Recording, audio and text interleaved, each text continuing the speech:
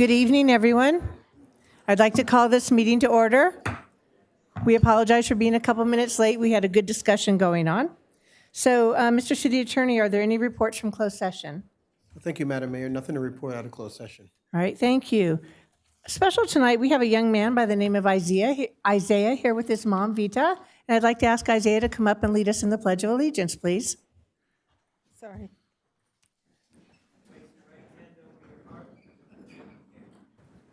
Pledge allegiance to the flag of the United States of America and to the republic for which it stands, one nation, under God, indivisible, with liberty and justice for all. Thank you, Isaiah. Roll call, please. Councilmember Ayala, Here. Councilmember Rhodes, Here. Councilmember Judge, Here. Mayor Pro Tem Blitzer, Here. and Mayor Kavanaugh. Here. Are there any items for agenda review? Madam Mayor, there is one item. There is a supplemental for public hearing, item 5B. Thank you. I move that all resolutions and ordinances presented tonight be read in title only and all further reading be waived. Second. Call for the vote, please. The motion passes unanimously. Thank you. If any member of the City Council may have a conflict of interest or any reason why that member must abstain from consideration of any matter on this agenda, he or she should so declare at this time. Seeing none, Madam Clerk, we can move on. Madam Mayor and members of the City Council, the first item on the agenda is item 1D1, presentation of certificates of appreciation to outgoing youth council members, and Community Services Coordinator Ryan Fowler is here to present this item.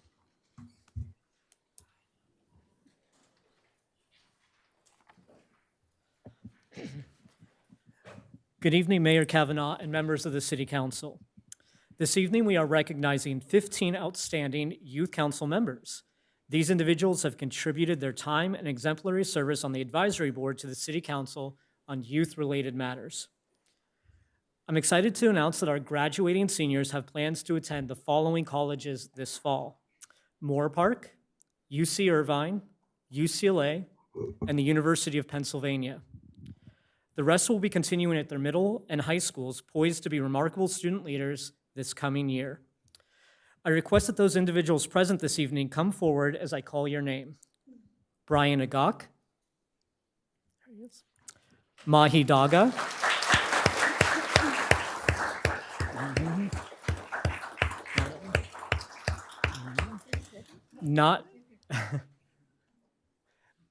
not present tonight. Ashlyn is not here. Jasleen Kingura,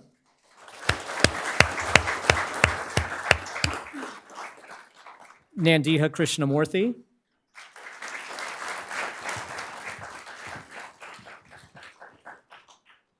not present at the moment, Kishan Mehta,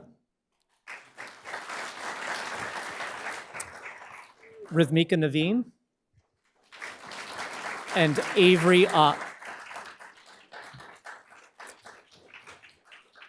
Also not able to be in attendance tonight, Vedika Gupta, Dia Prabhuram, Surya Ravikumar, Aman Srijith, Daniel Sai, Lauren Weitzman, and Flora Yuan. You can still clap for them, it's okay. They're here in spirit, so Thank you. it's good. As you can tell, we have a wonderful youth council. They are so active, involved in everything within our community. And Mr. Fowler, you do a great job with them. We really want to recognize you for that, too. Thank you. I And have a little Jasleen, bit more. being president this year, you've done a great job. We're so proud of you. So would you like to say anything? I would like to say something. Oh, right away. Sorry. I moved on. She moved on quick. I do have a little bit of a report about Thank the Youth you. Council. During this past year, the Youth Council completed the following. Held the 21st Youth Summit, which invited 100 middle school and high school students to identify and discuss issues facing youth in our community and share ideas and solutions with community leaders. Review and organize the printing of teen crisis resource numbers on the back of all Simi Valley Unified School District middle school and high school identification cards issued for the 26-27 school year. Brought the Youth Impact Forum back to the Reagan Library, which featured an innovative speaker series, workshops on youth safety and advocacy, and the creation of student action plans. co-hosted multiple awareness events with the Simi Valley Public Library, including Rock Painting Night, attended by more than 300 community members, and a youth safety workshop featuring Simi Valley Police Department Detective Kellen King. Received grant funding from the California Department of Public Health to address youth problem gambling, which included receiving over 100 responses to a youth gambling survey and hosting a youth problem gambling webinar that had almost 50 participants. Presented workshops, led breakout sessions, and participated in student panels for several organizations, including the Ventura County Office of Education, Friday Night Live Youth Summit, Young and Gifted Conference, the California School Health and Behavioral Health Conference, and Constitution Day in partnership with Reagan Education, Ventura County Office of Education, and Teach Democracy. Additionally, youth council members promoted the programs and distributed resources at many local events, including the Street Fair and City Expo, the city's annual YES Volunteer Fair, the YES Job and Career Fair, the Simi Valley Family YMCA's Fall Festival, and the Metrolink Holiday Train. They also held phenomenal fundraising events to help cover costs of all the activities they coordinate. One such event was their annual talent show, again extended to 2 nights. With an almost sold-out crowd, spectacular performances, and generous sponsors, the event was an overwhelming success. Each of these members brought unique skill sets that bolstered the success of the Youth Council program. I would like to thank all of them for their contributions to the community, and I wish them the best of all things during the years to come. I would also like to especially thank Jasleen Kangura, our Youth Council Chair, for her 4 years of service with the Youth Council. She has been an exemplary youth leader, coordinating many new initiatives, overseeing our most active year to date, and helping lead the largest Youth Council fundraising drive ever. She did all of this while also achieving the highest GPA in Royal High School history. Yeah. So for the record, that is higher than myself and you, Mayor Kavanaugh. She has set a high bar for the future Youth Council chairs, and I know she will continue to have many great accomplishments as she continues on to the University of Pennsylvania this fall. It has been a true honor to work with her and each of the Youth Council members this term. Thank you.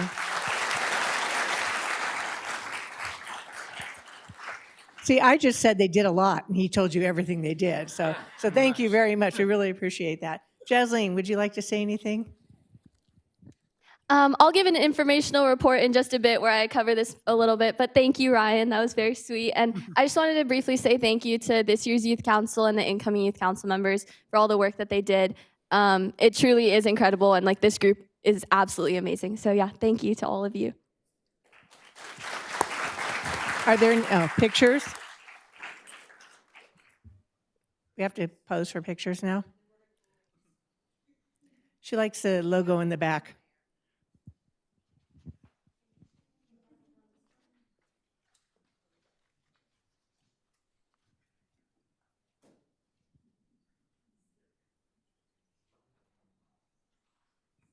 Thank you. Thank you all very much.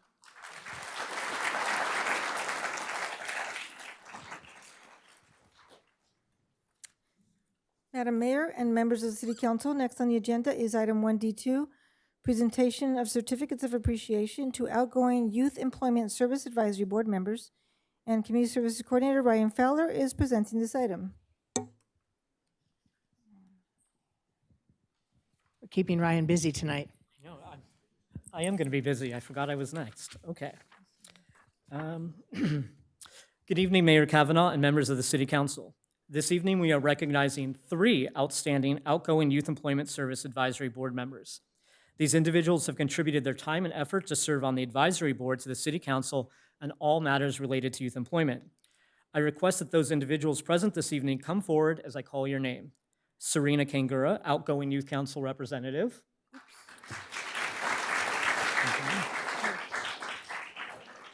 Rhythmika Naveen, outgoing youth representative. And Michael Shaw, outgoing neighborhood council representative.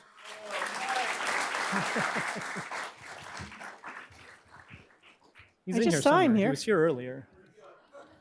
Oh, he's in the bathroom. Perfect timing. I was going to say, I knew he During was this here. past year, the YES Advisory Board accomplished the following: led interview skills workshops for more than 1,400 high school students, successfully hosted the 38th Annual YES Job and Career Fair in partnership with the Simi Valley Chamber of Commerce and the Simi Valley Public Library, co-hosted multiple YES workshops, including a financial literacy workshop in partnership with JP Morgan Chase, summer workshops with the Simi Valley Unified School District and Simi Valley Public Library, and an upcoming employer workshop with the Chamber of Commerce.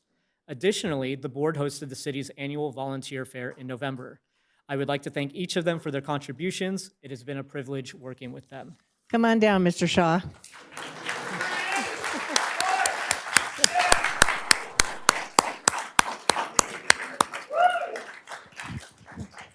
Thank you very much. Thank you all for your services, and I hope you had a great time doing it, and best of luck in the future. Does anyone want to say anything except for Mike? No? Okay, all right. Thank you, ladies, very much. Appreciate it. And gentlemen.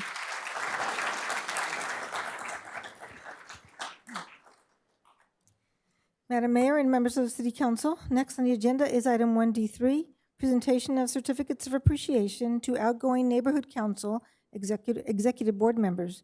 And Community Services Coordinator Kelly Duffy is here to present this item. Good evening, Mayor Kavanaugh and members of the City Council. The Neighborhood Council Executive Board members serve as a vital link between residents and city government. They serve as trusted representatives of their communities, offering thoughtful input on issues that shape the character and future of our neighborhoods. Throughout their terms, these dedicated individuals have carefully reviewed and evaluated a wide range of complex development proposals, providing valuable recommendations to the Planning Commission and the City Council. In addition to their advisory roles, they have actively communicated important updates to their neighborhoods and brought forward key issues that matter most to the community, ensuring the residents' voices are heard at the highest levels of local government. This evening, we are honored to recognize 15 outgoing members of the Neighborhood Council Executive Boards for their outstanding service. As I read each name, I invite those present to come forward and receive a certificate of appreciation in recognition of their time, leadership, and unwavering commitment to the community. Representing Neighborhood Council 1, Moses Amagolian, Sparky Cohen, Loa Hurd, Jeff Plyam, and Masako Yeager. Representing Neighborhood Council 2, Carl Birch. Representing Neighborhood Council 3, Steve Busco, Andy Gotia, David Kritzer, Robert Martins, Nick Palkey, Donald Wismar. And representing Neighborhood Council number 4, Stephanie Bunker, Alessandro Neri, and Art Samiri. Please join me in congratulating these individuals on a job well done.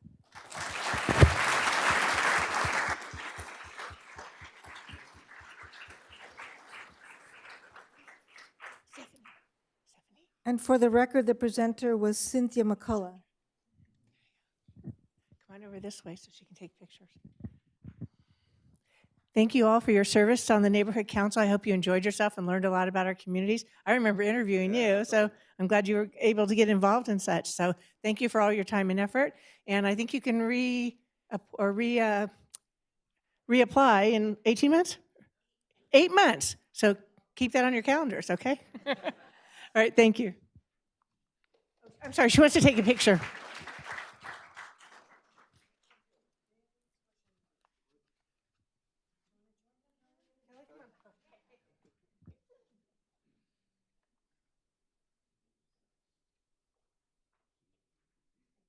Thank you all very much for your service.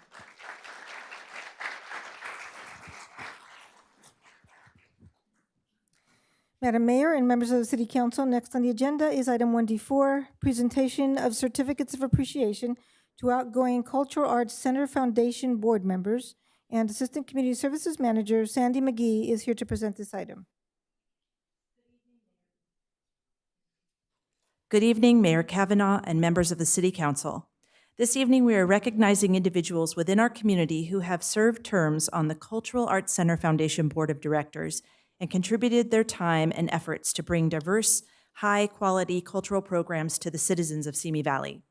There are 2 outgoing Foundation Board of Directors being recognized tonight. As I call your name, please come forward to be recognized. Sanchita Karthnik.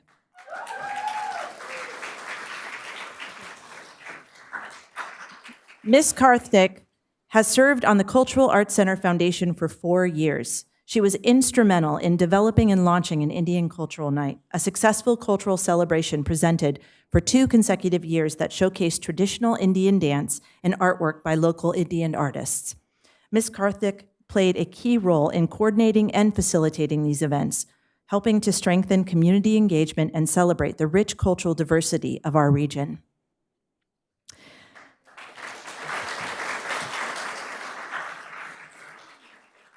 Next is Salwa Scarpone. Ms. Scarpone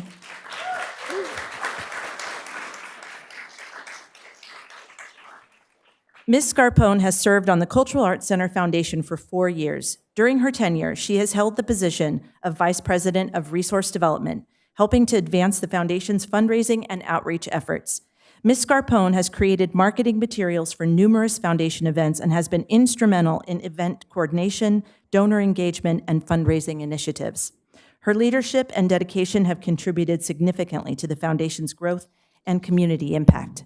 These individuals are to be commended for their dedication to the arts and their exceptional community service.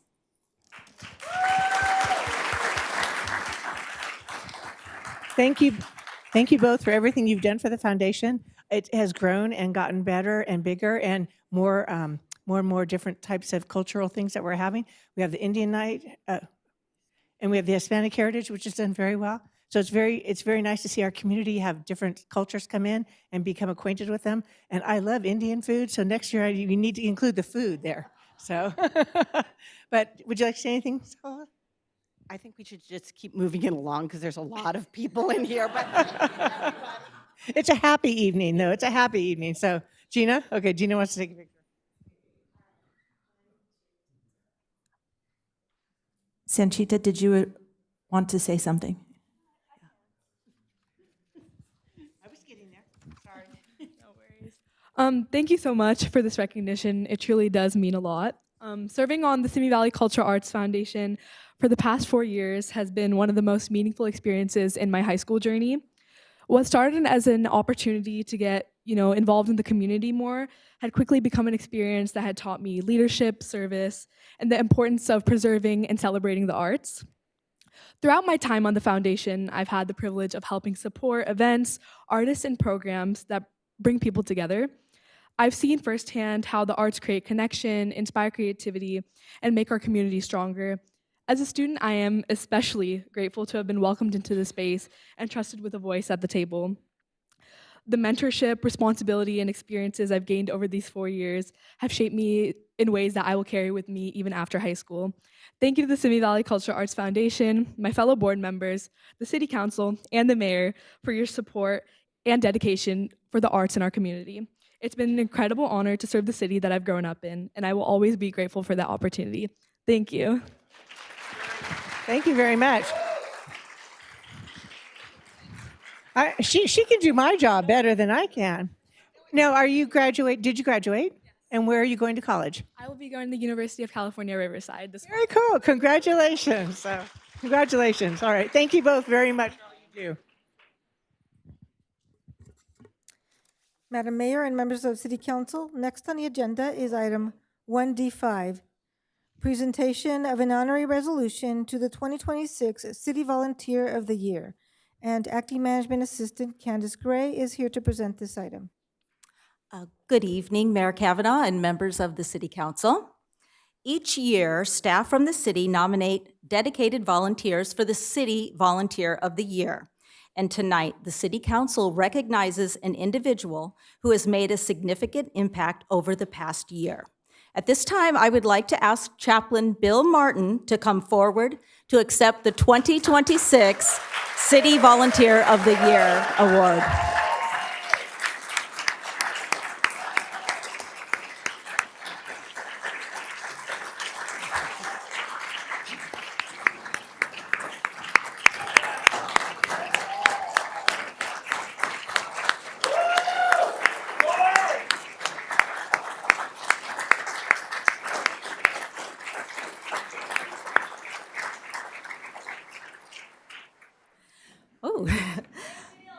Oh, this is exciting. Through his work with the Simi Valley Police Department, Chaplain Martin has dedicated 11 years as a volunteer and has continued his service as a police chaplain since 2022.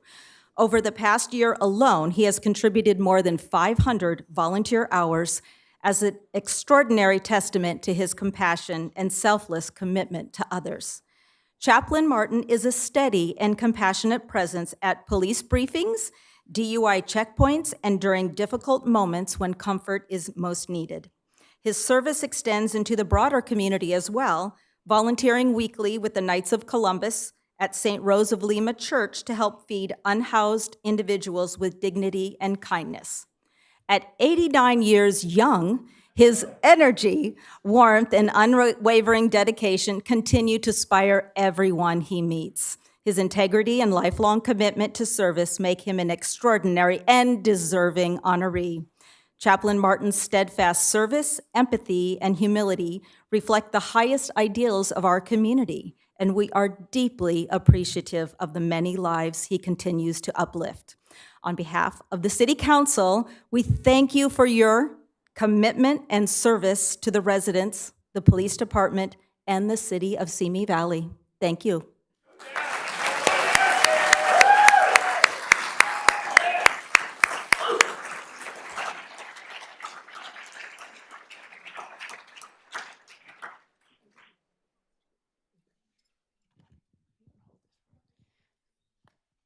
So much.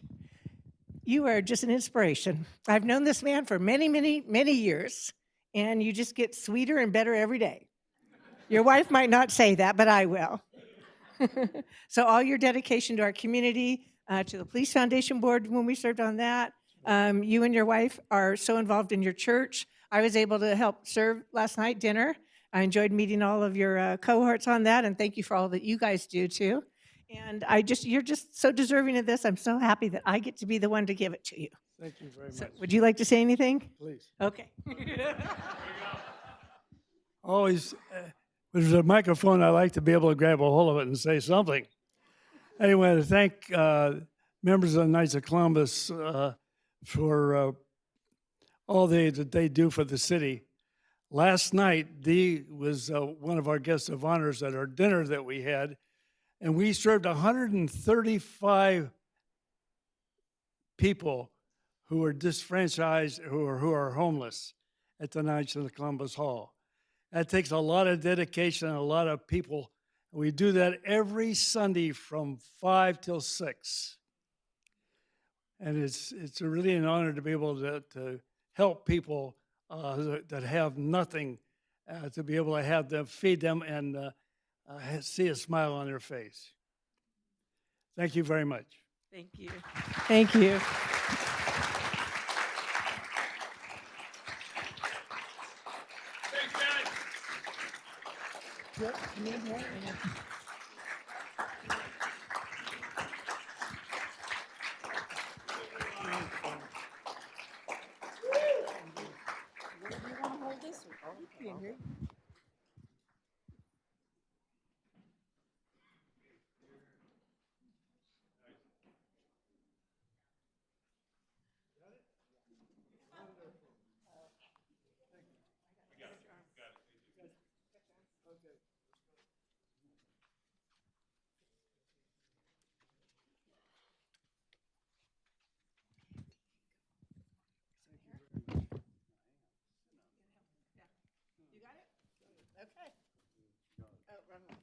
All right, thank you very much.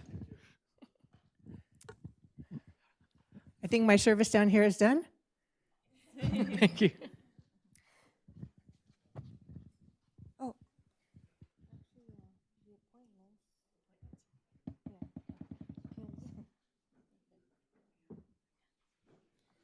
Madam Mayor and members of the City Council, next on the agenda is item 2, public statements on appointments, special presentations, and informational reports. We have no speakers for this item this evening. Madam Mayor and members of the City Council, next on the agenda is item 3A1, ratification of the appointment of a representative to the Ventura County Area Agency on Aging Advisory Council, and Acting Management Assistant Candace Gray is presenting this item. Good evening again, Mayor Kavanaugh and members of the City Council. The Ventura County Area Agency on Aging VC AAA Advisory Council represents the concerns of senior citizens countywide. It provides leadership, advocacy, and visibility for persons age 60 and over within Ventura County and serves to advise the VC AAA on matters related to older adults. Each city's Council on Aging, COA, Executive Board selects 2 representatives to serve staggered 2-year terms on the 39-member Advisory Council. These appointments are then ratified by the respective city councils. Nancy Garcia, will you please come forward? On April 6th, 2026, the COA initiated a recruitment to fill an upcoming vacancy. The application period closed on May 8th, 2026, and 4 applications were received. The COA Executive Board met on May 11th, 2026, and voted to recommend the appointment of Nancy Garcia for a term commencing on July 1st, 2026, and concluding on June 30th, 2028. It is the recommendation of the City Council that the recommendation of the Council on Aging that the City Council approves and the Mayor appoints Nancy Garcia as a representative to the VC AAA Advisory Council. This concludes the report, and staff is available to answer any questions. Thank you. Call for the vote? Will you please yes for I'll me? move COA's recommendation. Oh, thank you. Second. Call for the vote?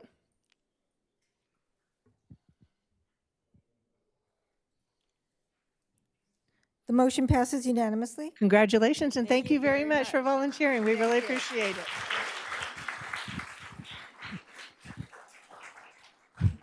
Madam Mayor and members of the City Council, next on the agenda is item 3A2, appointment of Neighborhood Council Executive Board members to the 4 neighborhood councils, and Community Services Coordinator Kelly Duffy is presenting this item. Good evening, Mayor Kavanaugh and members of City Council.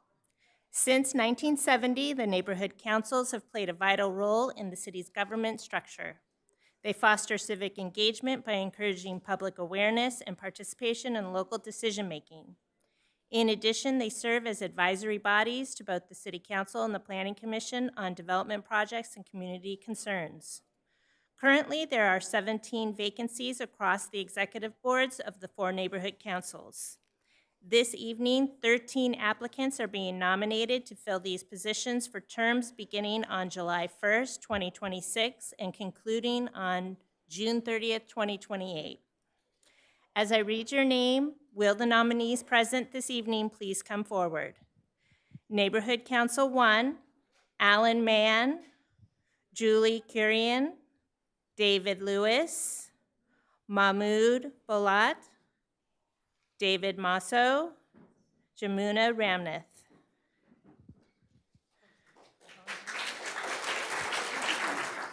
Neighborhood Council 2, David Gearing. Neighborhood Council 3, Evelyn Gatewood, John Gatewood. Neighborhood Council 4, Stephen Baird, Sasha Butts, Kevin Coe, and Susan Durkins. Thank you.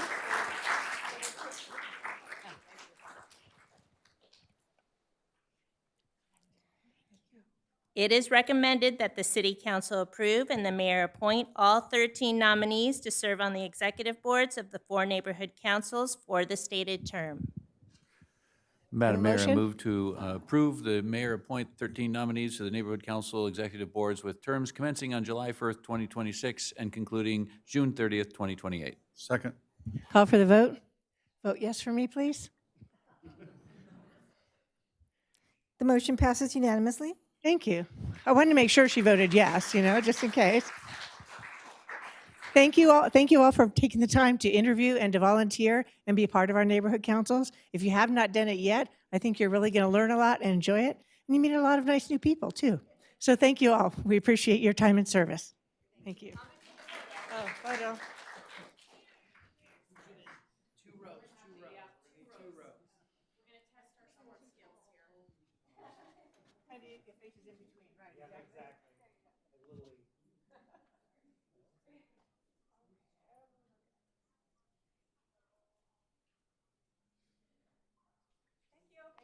Thank you all.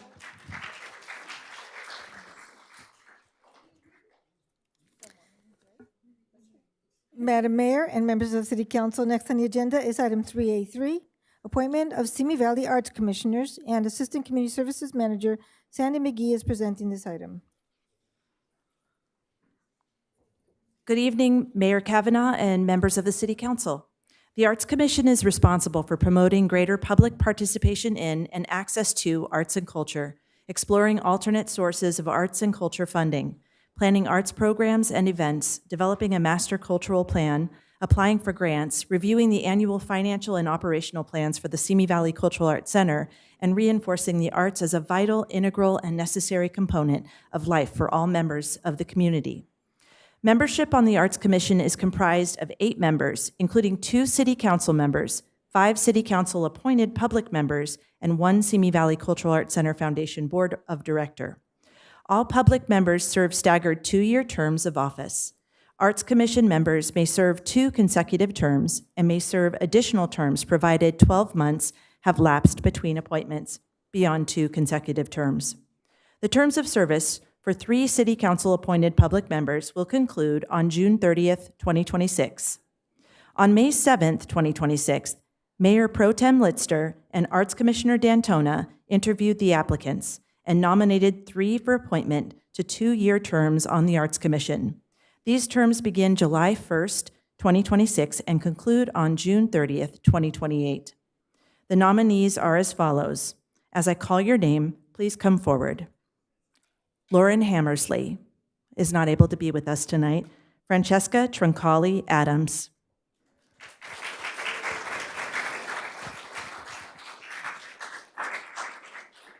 Burton Weinstein.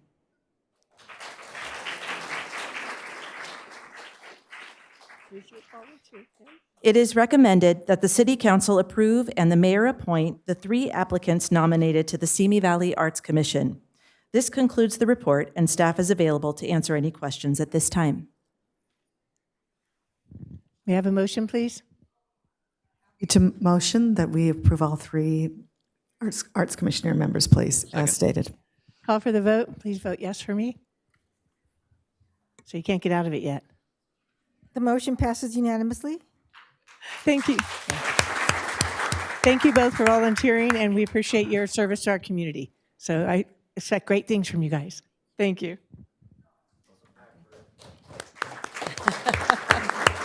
Yes. We have 3 more.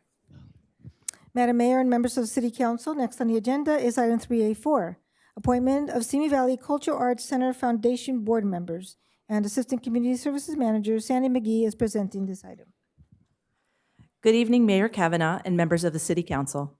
The Simi Valley Cultural Arts Center Foundation is an independent 501c3 nonprofit organization that provides endowment and annual financial support for the Simi Valley Cultural Arts Center. The foundation board is comprised of up to 21 voting members, including 7 City Council appointed public members.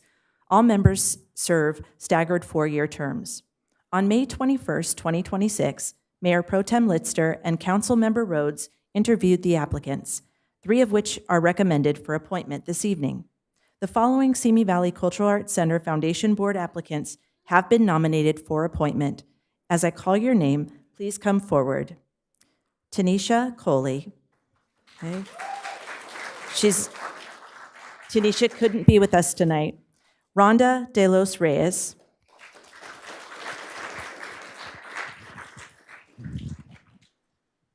Vivian Translateur.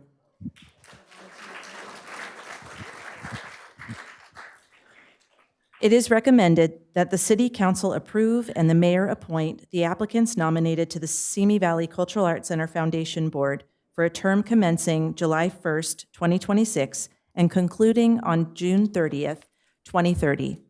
This concludes the report, and staff is available to answer any questions at this time. I'm happy to move the approval of these candidates. Second.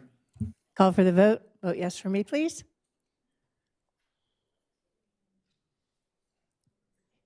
You'll see your litany. No. Sometimes the vote gets stuck, so it takes a minute if we don't do it right. Yes. Yeah, we had to enter it again. Thank you. The motion passes unanimously. There you go. Thank you very much. Thank you both for your service. We appreciate it. You'll enjoy yourself. Madam Mayor and members of the City Council, next on the agenda is item 3A5, appointment of Youth Employment Service Advisory Board members, and Community Services Coordinator Ryan Fowler is presenting this item.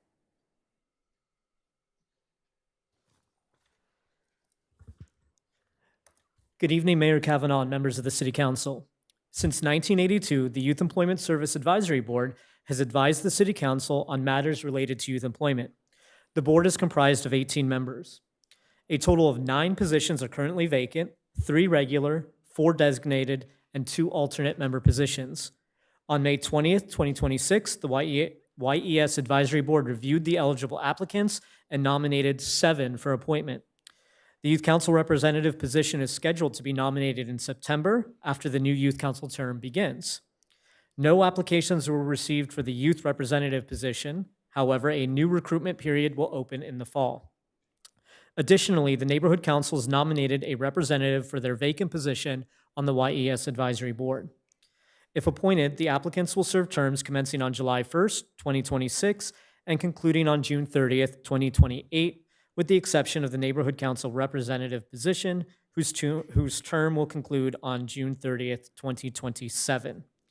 The following individuals are being nominated this evening for appointment, and if present, please come forward as I say your name. Chamber of Commerce Representative Anthony Angelini, Director of Tourism and Government Affairs. Local Business Representative Chris Turner, Executive Director, Simi Valley Family YMCA.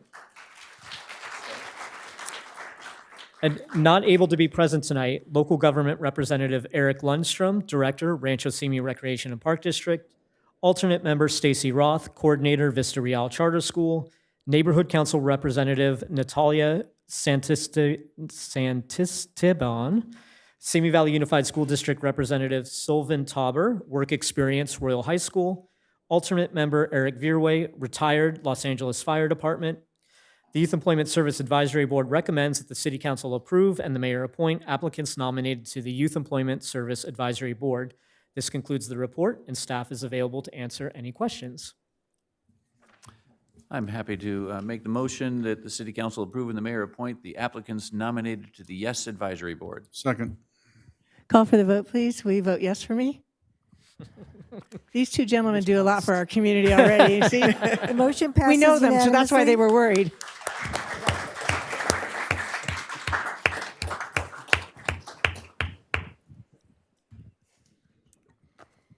Madam Mayor and members of the City Council, next on the agenda is item 3A6, appointment of Youth Council members, Community Services Coordinator Ryan Fowler is presenting this item. Good evening, Mayor Kavanaugh and members of the City Council. Again, the Simi Valley Youth Council was established in 1970 as an advisory board to the City Council on issues of concern to local youth and consists of 21 members and up to 3 alternates in grades 7 through 12. Youth Council members' terms of office expire on June 30th of each year. A recruitment to fill the 24 Youth Council positions was opened on March 9th, 2026, and concluded on April 22nd, 2026.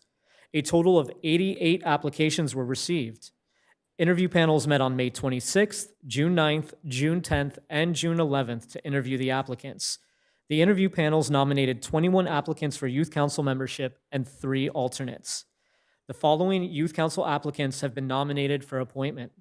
As I call your name, please come forward. Representing Royal High School, Elizabeth Rakowski. Representing Santa Susana High School, Gia Bott. Representing Simi Valley High School, Sanvi Daga. Sadie Rowe. Representing the community at large, Andre Balakian, Braden Barkley, Ethan Bott, Serena Kangura, Claire Creer, Alexa Leon, Arwin Narla, Eileen Parnami, Kushi Patel, Ryan Peter, Adelina Woodward, Roni Yerushalami, and as alternates Chase Campagna and Angela Tuasone. Not able to be present tonight, Royal High School Representative Ryland Downey, Santa Susana High School Representative Nishta Cubsad, Hillside Middle School Representative Dia Bonthu, Sinaloa Middle School Representative Natalie Mann, Valley View Representative Landon Lopez, and alternate member Taksh Shah. It is recommended that the City Council approve and the mayor appoint the 24 applicants nominated to serve one-year terms on the Simi Valley Youth Council, commencing on July 1st, 2026, and concluding on June 30th, 2027. This concludes the report, and staff is available to answer questions at this time. Joseph's trying to make the motion. Go ahead, Joseph. The motion. While he's getting ready to make the motion, I just want to say congratulations. Out of 88 applications, how does it feel to be the cream of the crop? But I know that they were all amazing, so thank you for being willing to serve. We are all part of different committees, and the youth council members who are present know that being the liaison for the city council and the youth council is one of my favorite things as a city council member. And so I want to move that the city council approve and the mayor appoint the 24 applicants nominated to serve one-year terms on the Simi Valley Youth Council, commencing on July 1st, 2026, and concluding on June 30th, 2027. Second. Call for the vote. Vote yes for me, please. The motion passes unanimously. Congratulations to each and every one of you. We look forward to hearing what you're going to be doing in this coming year, and we hope to see you back here soon. Thank you all very much.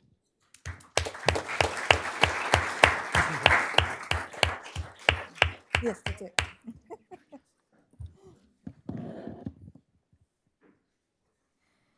Madam Mayor and members of City Council, next on the agenda is item 3B1, an informational presentation by Youth Council member Jasleen Kangura.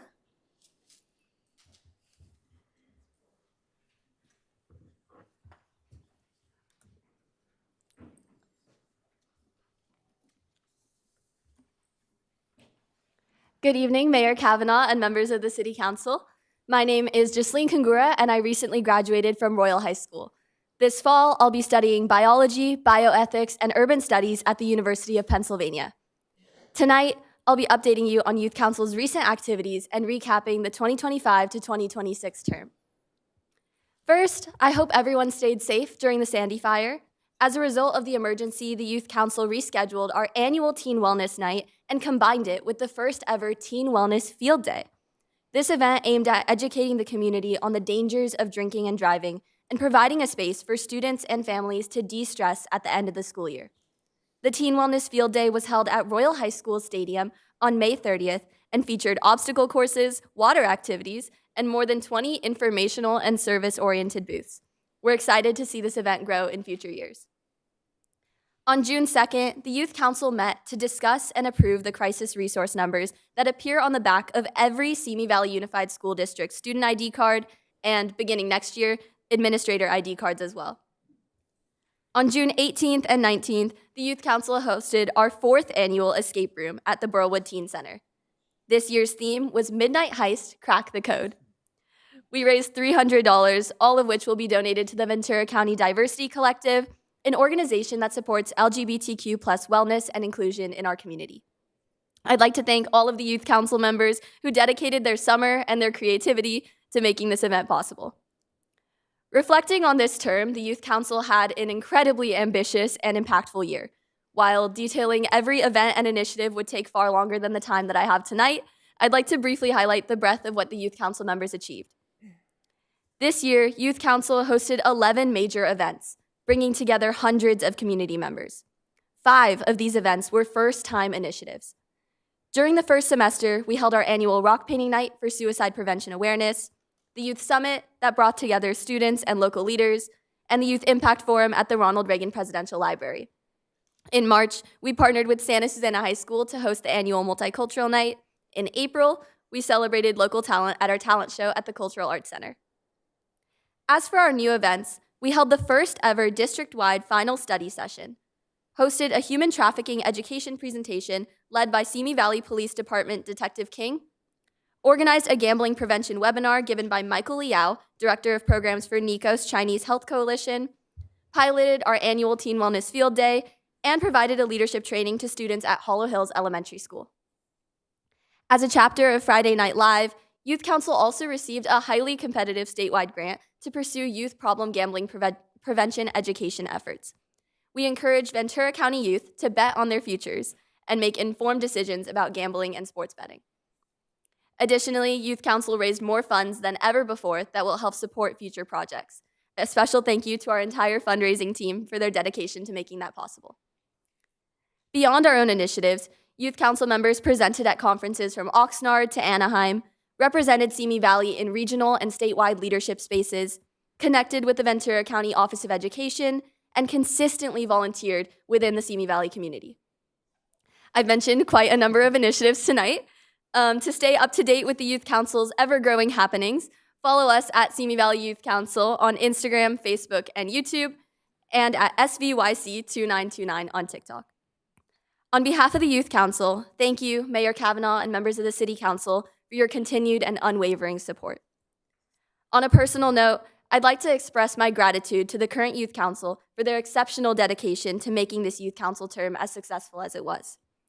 Furthermore, I'd like to congratulate all of the incoming Youth Council members for the 2026 to 2027 term. I have every confidence that you will help this organization reach new heights. I want to thank Ryan Fowler for being an absolutely outstanding Youth Council coordinator and for the tremendous amount of work, support, and trust that he has invested in allowing the Youth Council and its members to flourish. Likewise, I'd like to thank Kristen Miller for her support as Youth Council's coordinator during my first 2 terms. I can very confidently say that Youth Council is where I've grown the most as a person, met my closest and lifelong friends, and truly understood how beautiful our city's community can be. I'm so grateful to have had this experience, and I'm genuinely excited to see how Youth Council will continue to show up for the community in future years. Thank you for allowing me to speak tonight, and at this time, I'm happy to answer any questions you may have. Council members?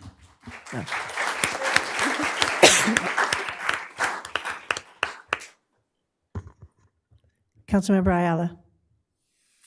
We hear all the time. Let me say it a different way. We never hear anything bad about the Youth Council. And that's because the community just sees everything that you guys do. The only thing I'm going to say is last year's president went to Yale. You're going to Penn. So whichever one of you is going to decide to run for president for this coming year, you have big shoes to fill. But we are so proud of you in advance. It was very tough to choose the new group. But Mr. Fowler, you do an amazing job. And I always say that one of the best things he does is he allows the youth to lead. If you ever go to any of their meetings, if you ever go to any of their programs, he takes a step back and allows them to really flourish as leaders. And that's really what the success of the program has been. So congratulations to you, and congratulations to all of you as well. Thank you. Councilmember Rhodes. Thank you, Madam Mayor. The list, which I know is an abbreviated list, was fatiguing even to listen to. It was so long. And so for all of you, you can take the summer off. You probably won't, but you can if you want to. And then I just want to say you've presented to us multiple times. You have set the bar for all that come after you. And you've done a great job, and I hope you have much success as you go on into your future. Thank you. Thank you. Mayor Pro Tem Litster. Actually, as you were speaking, I was finished. I wanted to stand up and give you a standing ovation, but we'll do that at the end. Bravo.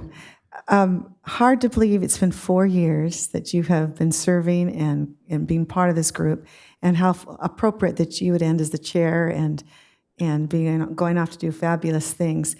Now, did I heard correctly earlier in the evening that you have the highest Royal High School GPA through all of this as well? Yes. Which means like you're the super valedictorian. Was that what that meant?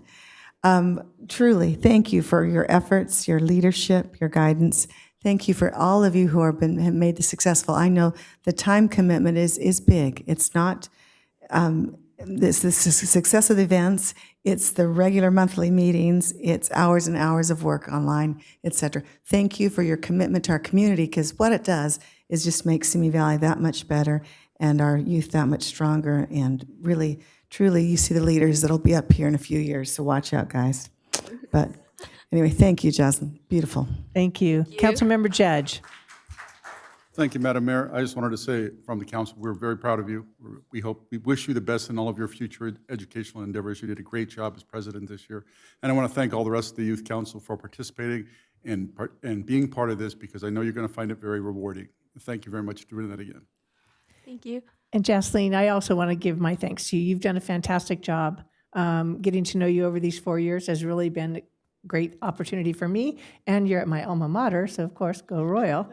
Had to throw that in. And I've been to Penn State to visit. So I'm looking forward to seeing you there, seeing pictures of you there. And I know you're going to do fantastic and represent Simi Valley wonderfully. And to all of you new and returning council members, you guys are going to have such a great time. I already know that. We'll look forward to hearing your reports and seeing new things that you can come up with too. So overall, our youth council is the best. I'm just going to say the best in the West, but I'm just going to say the best in the world. So we are just all so proud of everything that you guys do, and you make us look good, and we hope we support you with everything that you need. So thank you all. And Ryan, you do a great job, so we really are appreciative to you also. So thank you all. Thank you.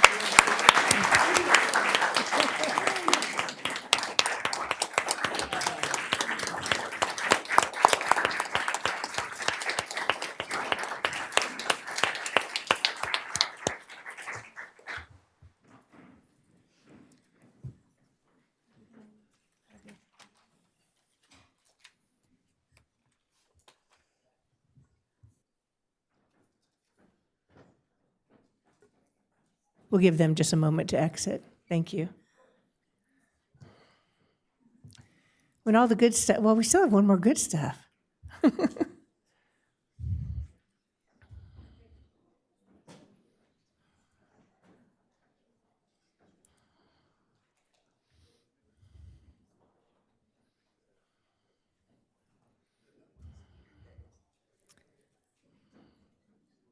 think we can move forward now, Madam Clerk.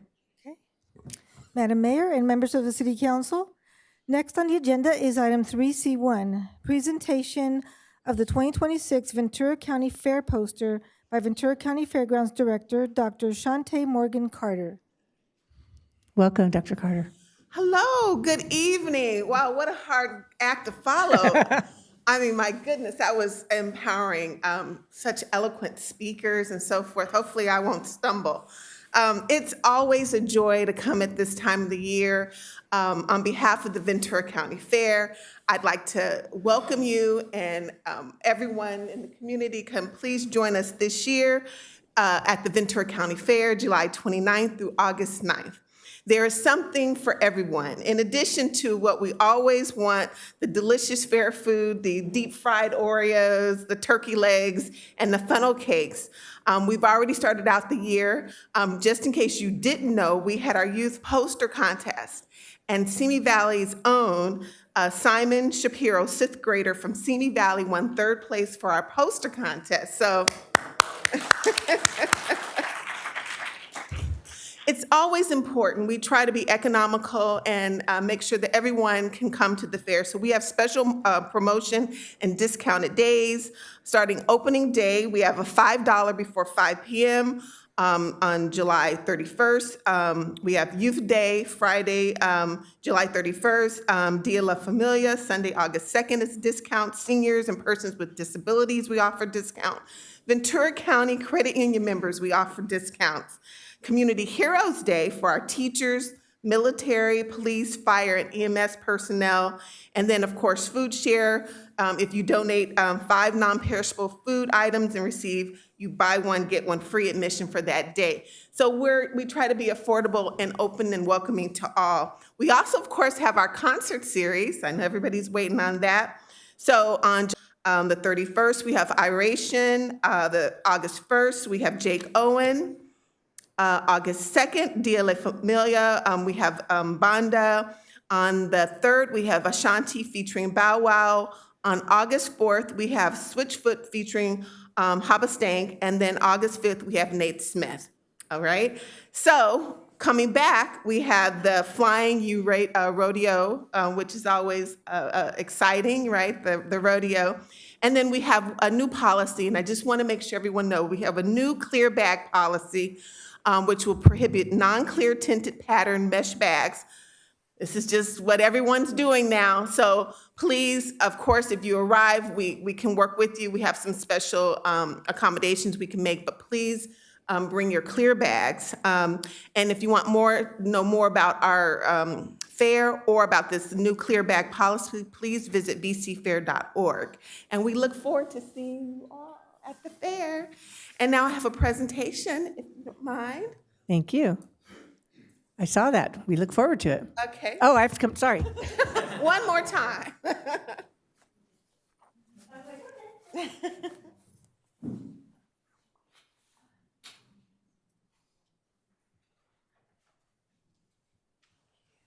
my daughter bought me a week pass for Mother's Day to the fair. Oh, great. I have to say, you already got I'm already there. Okay. Thank you. That's awesome.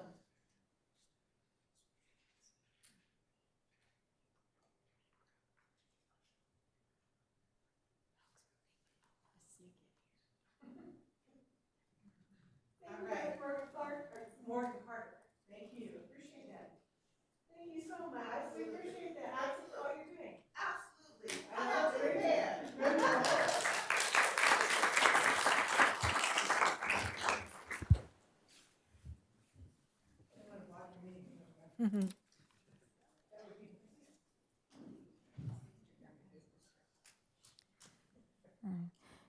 Madam Mayor and members of the City Council, next on the agenda is item 3C2, Quarterly Economic Development Update by Assistant to the City Manager Angel Sierra and Assistant City Manager Luis Garibay.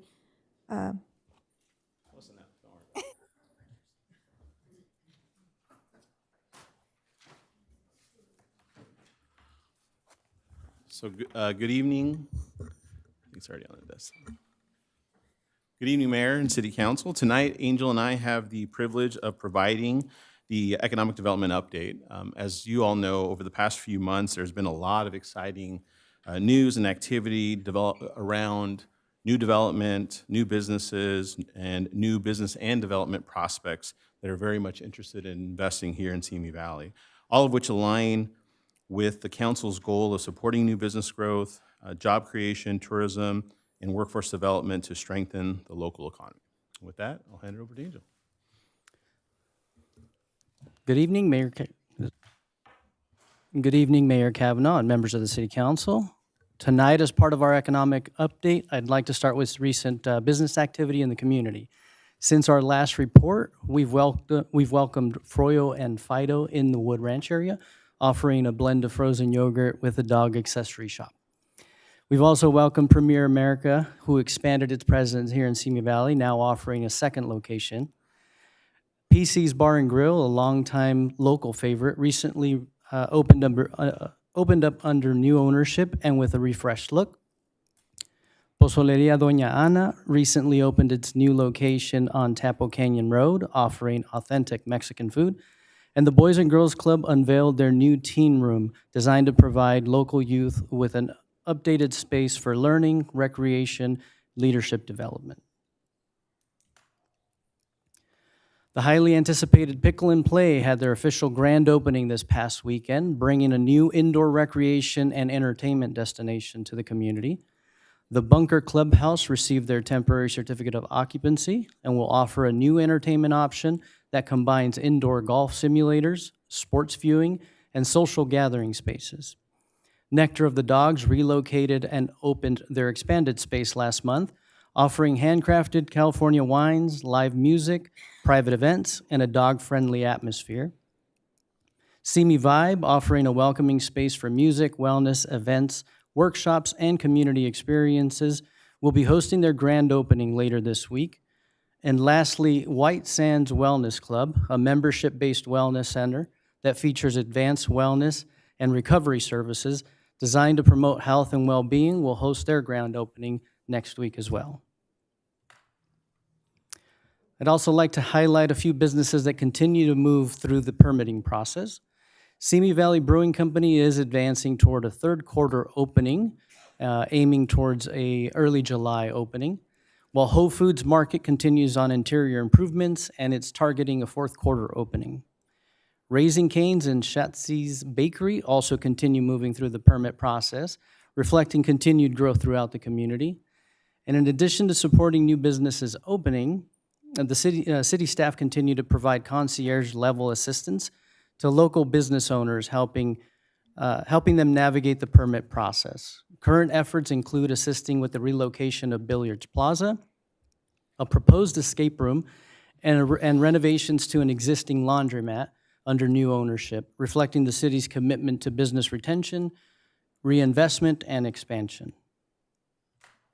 And lastly, we're very excited to finally be able to formally announce that PennyMac is going to be relocating from its Moore Park facility to Simi Valley. As a leading national mortgage lender and servicer, PennyMac's investment reflects Simi Valley's strong business environment. Now, normally a business relocation wouldn't be touted this much. However, in this case, the company was actually exploring areas outside of the region. So it's a huge win, not just for the city of Simi Valley, but for Ventura County to be able to keep over 1,000 jobs here locally, and in having the ability to continue to expand and grow as a company. So PennyMac's relocation further reflects the strength of Simi Valley's workforce and business environment, which continues to be demonstrated by the city's strong labor market performance. Based on Q1 data, regional unemployment rates continued to show overall improvement. Simi Valley continued to stand out, with unemployment decreasing from 4.1% in February to 3.9% in March, maintaining the lowest rate among the jurisdictions and outperforming both the county and the state.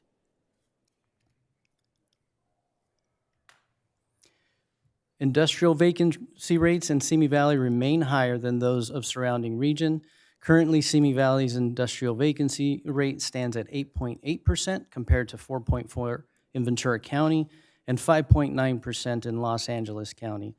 A variety of market factors may be contributing to the higher local vacancy rate, including shifts in supply and demand dynamics, changing tenant space needs, business relocations or consolidations, and delayed leasing decisions amid broader economic uncertainty.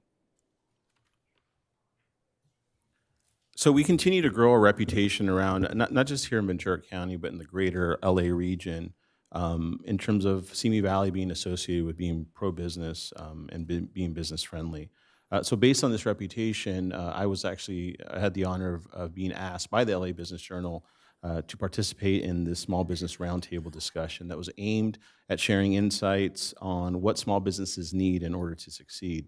The Los Angeles Business Journal reaches over 70,000 readers on a per weekly issue basis.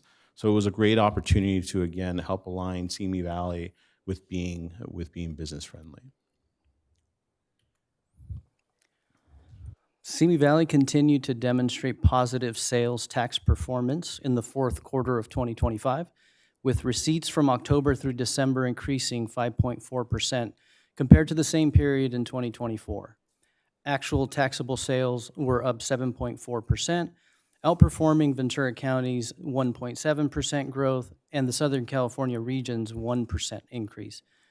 Growth was driven primarily by the business and industry sector, which increased 165% due to the opening of new businesses and strong performance from existing companies.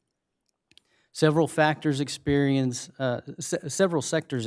challenges from inflationary pressures, higher financing costs, and cautious consumer spending. Building and construction activity slowed as higher material and contractor costs continue to impact projects.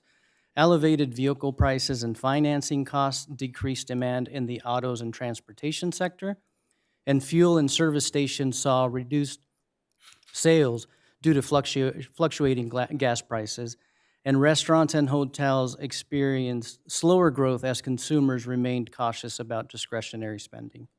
Simi Valley's broad economic base, however, supported by strong business-to-business activity, contributed to the overall sales tax growth during this quarter. In the retail market, Simi Valley's Q4 vacancy rate of 8.9% remains higher than Ventura County at 5.6% and Los Angeles County at 5.7%. City staff continued to be proactive with business outreach and strengthening engagement with brokers to better understand market conditions, identify tenant opportunities, and promote available spaces. In addition to what Angel just mentioned, the city continues to invest in our retail attraction efforts by partnering with Retail Strategies to host a retail academy here at the city for staff and some of the council members. Now, the training provided a comprehensive understanding of the retail landscape, consumer demographics, and retail recruitment strategies. Now, we used all this information and new knowledge and some of the new marketing materials that we were able to develop to help us at the ICSC event in May. This conference and trade show is the largest commercial real estate event, the largest real estate event. So during the event, we actually had an opportunity to meet with potential retailers, property owners, and brokers, as well as to check in, and this is important, as well as to check in on some of the existing projects going through the entitlement process. These check-in meetings help provide, as Angel mentioned earlier, kind of that concierge level service to show our commitment as a city to helping them open and helping them get through that process quickly as possible. One of the meetings that we had while we were there included meeting with the owners of the Simi Valley Town Center. As council knows, over the past few months, staff has been working closely with the Town Center to help attract new retailers and to establish a framework for the greater revitalization project that's going to be happening here very soon. We're excited because very soon we'll be able to make some long-awaited announcements about some new retailers that are coming to the area, including a brand new full-service restaurant that currently doesn't exist in Ventura County, I think even in Southern California, that will be opening here in Simi Valley. So along with other fun and exciting things that hopefully we'll be able to be announcing very, very soon. Move on to filming. In Q1 and 2 of 2026, Simi Valley hosted 73 production days with an estimated economic impact of approximately $1.3 million. This figure represents the total impact to the community, including money being spent on at local businesses like restaurants, hotels, and gas stations. This level of activity continues to reflect interest from the film industry and highlights the city's growing role as a production-friendly location. Some of the notable film projects include the Netflix production of The Lincoln Lawyer, Apple TV's For All Mankind, House Hunters, and the upcoming Jackass movie. Simi Valley also hosted commercial shoots for major retailers like Kohl's and The Children's Place.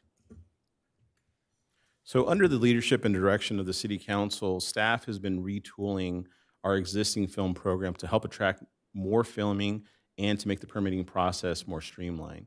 The city's internal film committee, led by Heidi DiNardo, have done a ton of research and have helped put together a series of new film initiatives that include enhanced marketing efforts, expanded filming locations, streamlining film permitting process, and then greater flexibility and adding greater flexibility to new and existing film studios and backlots. Staff will be presenting this new and improved film program for council's consideration later this year. On the tourism front, as some of you may have already heard, the Grand Vista Hotel was sold back in May for a reported $11.23 million. Staff has met with representatives of the new owners to discuss future plans for the hotel, which we know will include a significant facelift. This is going to be great from a tourism standpoint. And we'll be able to share some additional information publicly, hopefully later this year. Lastly, the staff continues to make progress on the old Sheriff Station property there on Madero Road, just south of the Reagan Library. Some of the initial engineering related studies have been completed, thanks in part to our Public Works team, as well as we work through kind of the demo and grading plans. Now to be clear, nothing has been determined yet for this property or the site. The goal of some of this initial work is to determine the cost to demo and grade, and then to really determine how much of the 5.2 acre site can actually be developed as we move forward. With that, like I said, lots of exciting things happening in Simi Valley.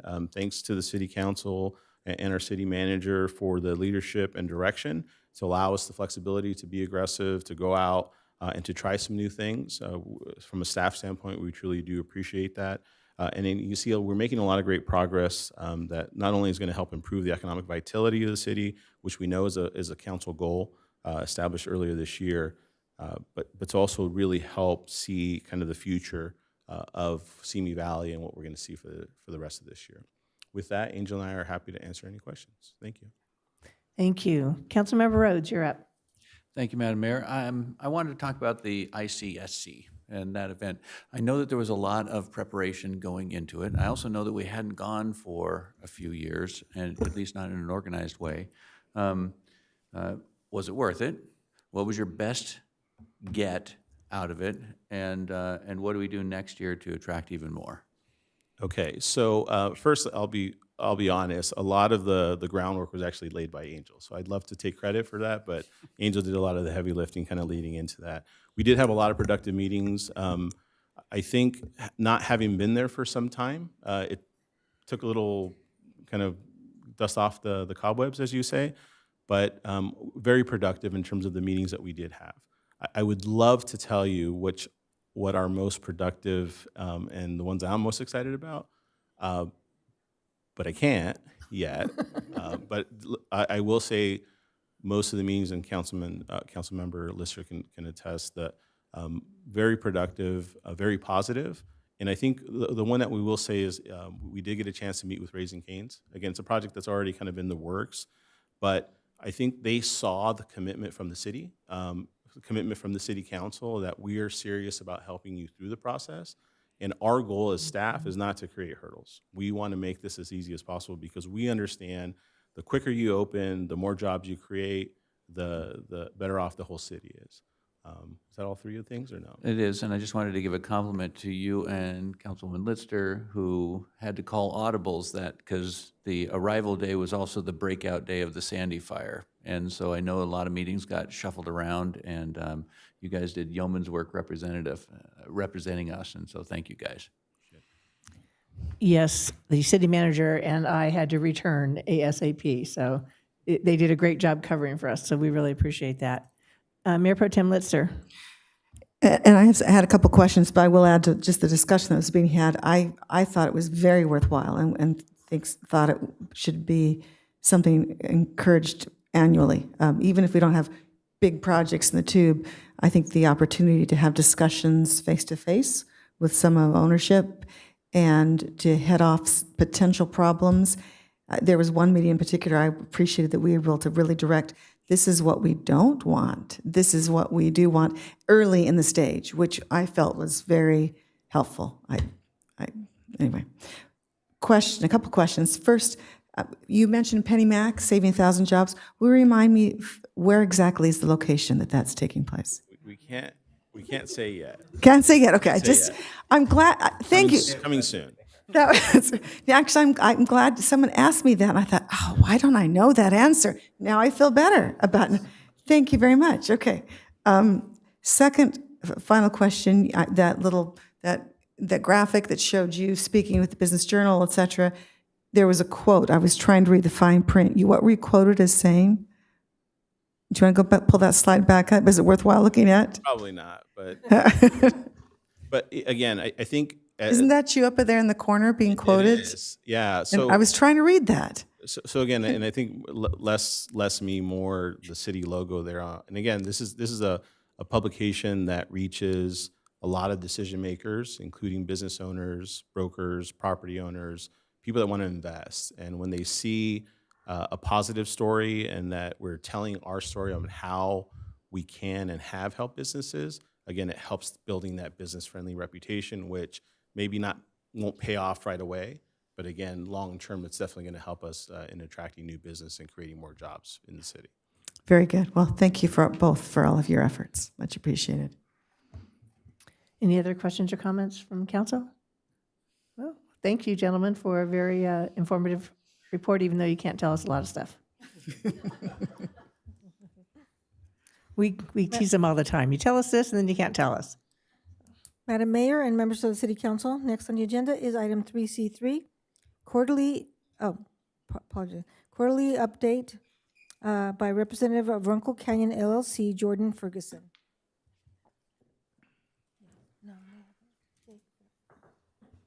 Welcome, Mr. Ferguson. Happy to be back. Thank you for having me.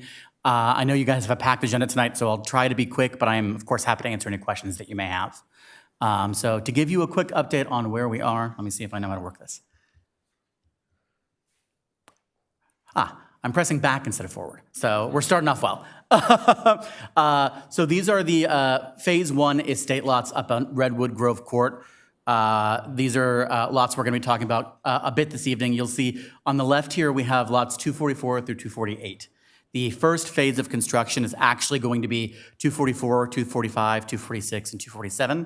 248 will become part of Phase 2. But it's right there alongside, and it's in this visual on the right, so we wanted to make sure that you were aware of which lots we're talking about. And as you may or may not know, there was the Sandy fire recently here. So that did have some impacts on these lots in particular. We wanted to give you some visual idea of what we're talking about when we say, you know, the lots themselves were impacted. They were used as staging area for a lot of the fire crews.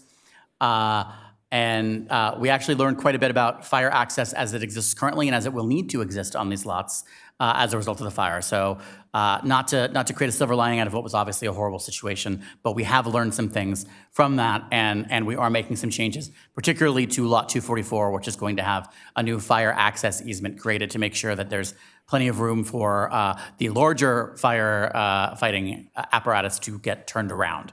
I believe it's the dozer specifically, but there are some firefighting equipment that we're having issues turning around. We're going to fix that problem as part of the development of the lot, and we're working with Ventura County Fire and with city staff on that. So the Phase 1 estate lots, again, it's 244 through 247 up on Redwood Grove Court. We have a grading permit issued there. We're working on recertification of the grading for those 4 lots. The grading there was completed back in March, right before the March quarterly update. We still have building permits pending. We had a target date here. That target date has been moved to, as you'll see, TBD. And that's ultimately as a result of the fire. We're working with staff. We want to make sure that we have fully reviewed all of the grading and surface stability issues with these sites, especially with the removal of some of the foliage around the sites to make sure that all the slopes are stable before we go into construction.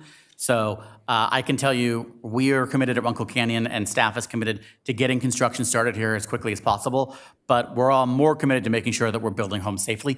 And so we are working to make sure that all of the grading is complete, and that all these homes are going to be safe and all the lots are going to be stable during construction and obviously once construction is completed.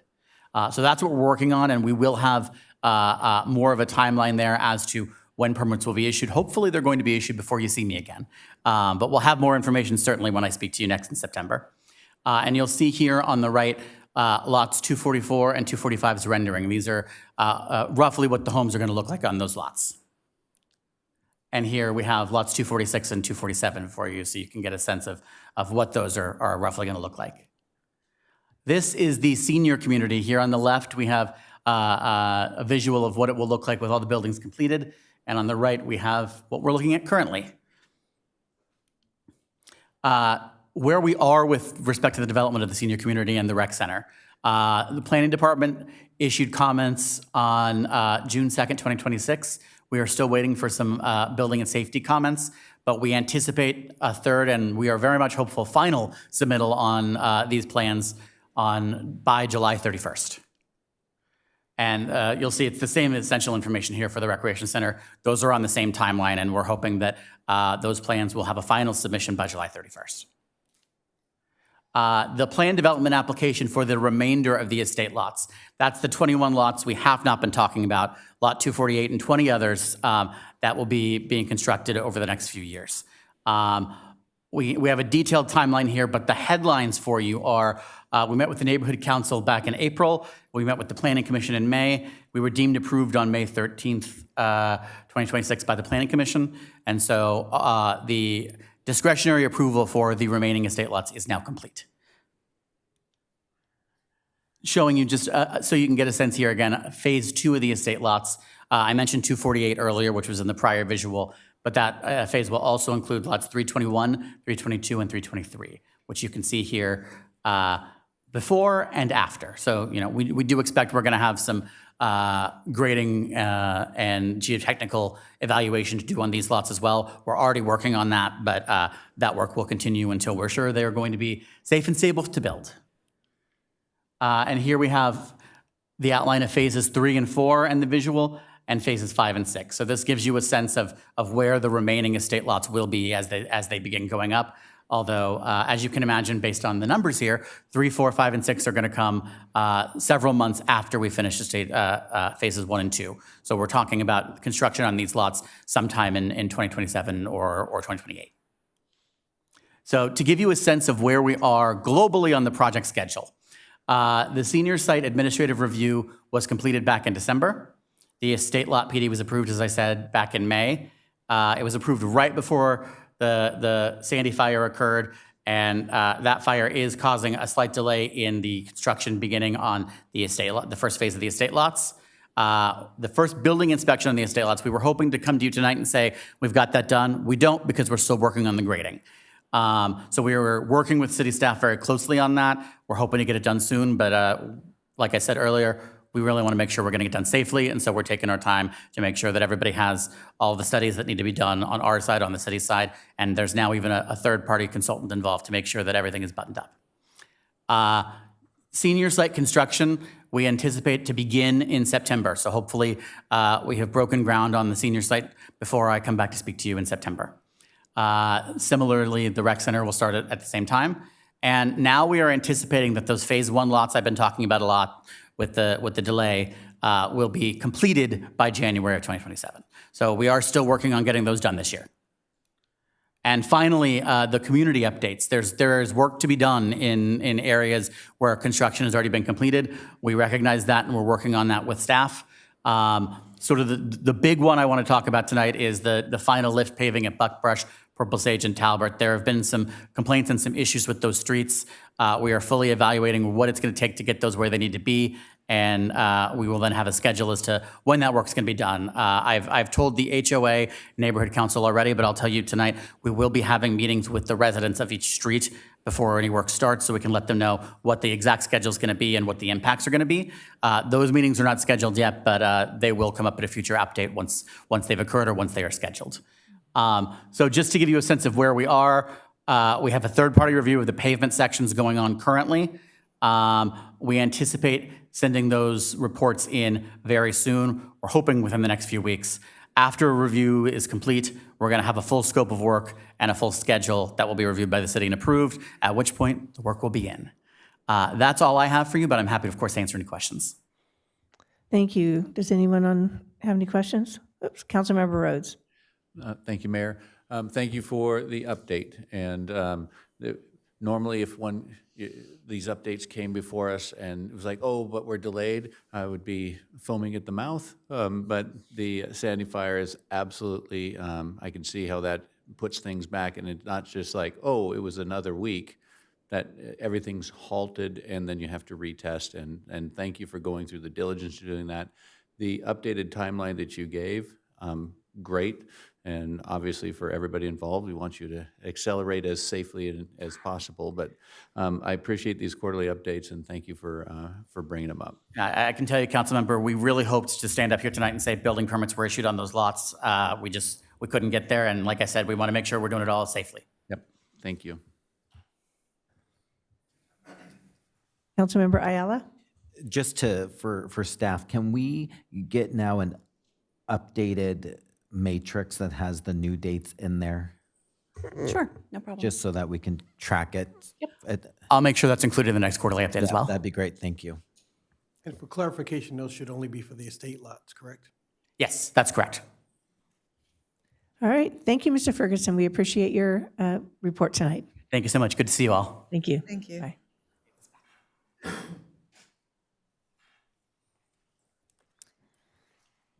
Madam Mayor and members of City Council, next on the agenda is item 4, public statements. During this agenda item 4, the council will hear public statements from persons who have submitted speaker cards. Agenda item 4 is a time allotted for public statements on all items other than public hearings, appointments, and informational reports. Speakers will be called on in the order in which their card was submitted to speak for this public statements item 4 for a period of no more than 3 minutes each. Persons addressing the City Council are requested to state their name and community residence for the record. Madam Mayor, we have 9 speaker cards. We can begin unless you have any comments. Thank you. We may begin. Thank you. I will call 3 names at a time so you know who you follow. Ben Davis, Doug Robertson, and James McGillis. Good evening, Mayor, council members, and city staff. My name is Ben Davis, president of Piccola Tiny Homes, and I'm back. This is now my 8th time at this podium, and tonight I'm going to do something a little different. I'm not going to make the case for tiny homes again. I've made it. You've heard the costs, the timelines, the safety standards, and the 23 California cities that have already done this. The case is made, and I don't think that anyone in this room still believes the problem is a lack of information. In my conversations with many of you, I've been met with encouragement, and I'm grateful for that. I take you at your word that you see the need, which means the question in front of this council is no longer whether this is a good idea. The question is whether that support shows up on a public agenda.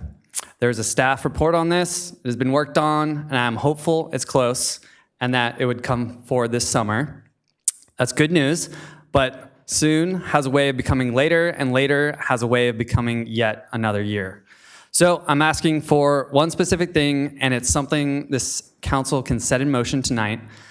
Scheduled date for the report, a date where the report is actually brought forward to the city council, and all it takes is to ask to calendar it.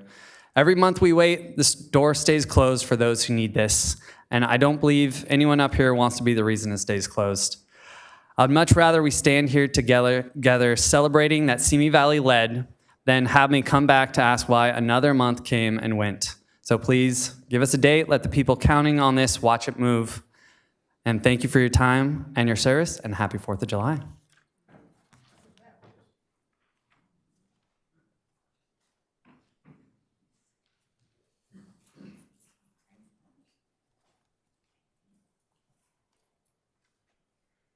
Good evening. Thank you for your time. My name is Doug Robertson. I am the SEIU president for the Simi Valley. We are here again. We were this close to getting our agreement all settled, and at the very last minute, the city manager's assistant and the city manager's the lawyer for the city informed us that they would be using the 3% COLA raises against us, and the comp said they would add that to their numbers to bring our numbers down. We have looked in the book. It is not in there.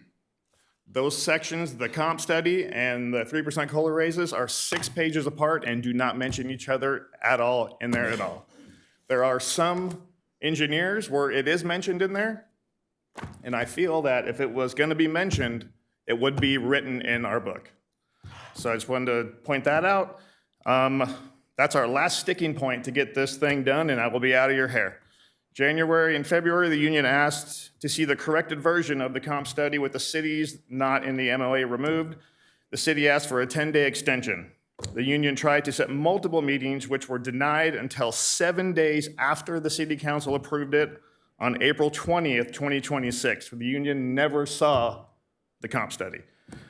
The union asked the city manager's assistant why we were not sent the results of the comp study. The city manager's assistant assured us that he did. I asked him to flip his laptop around and just show me who he sent it to and on what date it was. He could not produce that. We were met with a oops, sorry about that, our mistake. That seems very deceptive to me. That's my opinion. The union also noticed that the city manager and 8 other executive managers' positions were getting an increase of 22.5% on average. The general unit is 5.8% on average. So the executive managers are getting 22.5% on average increase, which is $50,000 or more per employee. The nine positions annual increase is over $480,000 for those 9 employees. If you do the math, that's $50,000 each. All 94 general unit position annual increases is just over $380,000. So basically 100 employees make $100,000 less than 10 employees. We asked in our beginning that we wanted to have our be a one lump sum that we get paid. They said there was a budget problem. To me, I don't see how you could say there's a budget problem when they're going to get their raises 50% up front and then the rest of it added in to the top out pay. I just don't understand how you could say there is a budget problem when 10 employees are going to make $500,000 annual increase. Thank you for your time. Thank you, Mr. Robertson.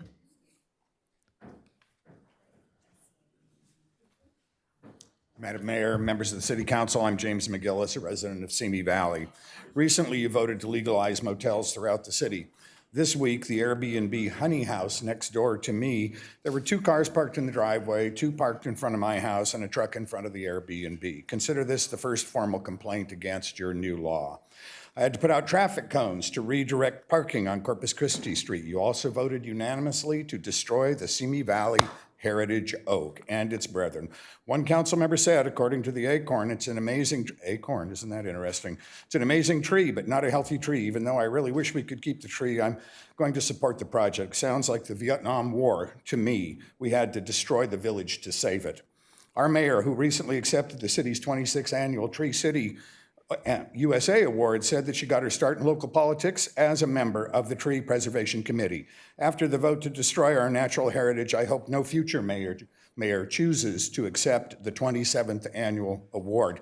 Tonight, you will vote on the 2025 Urban Water Management Plan, including sections on climate resilience and dry year scenario. The Lost Canyons Development Project will be coming to you soon for final approval. The plan includes a relocation of a storm water retention pond to create a water feature for homeowners' pleasure.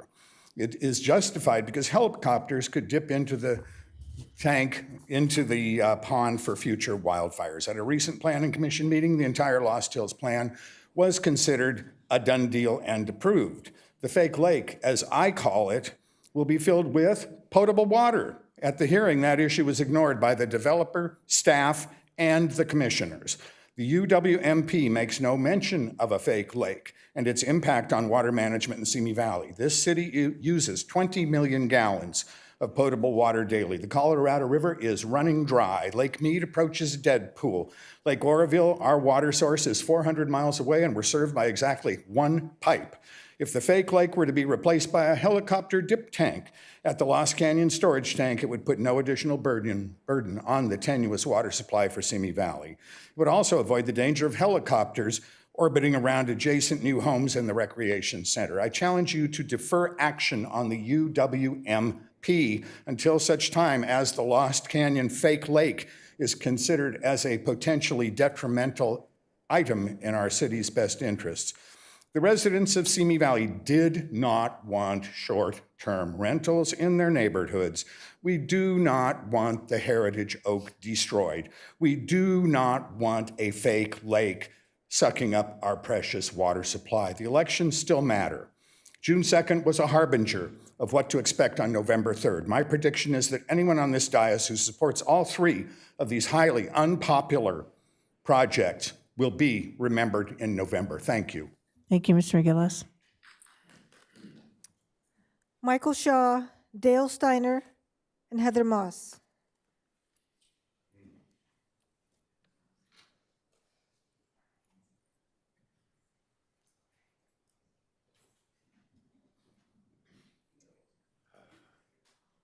All right.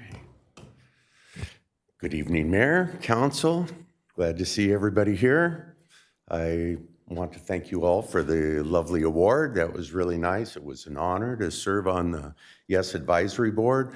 I want to remind everybody that we're lucky as a city that we have Ryan Fowler, He does a great job, as evident by all the wonderful kids that we saw here today. It was great. It just warms our hearts.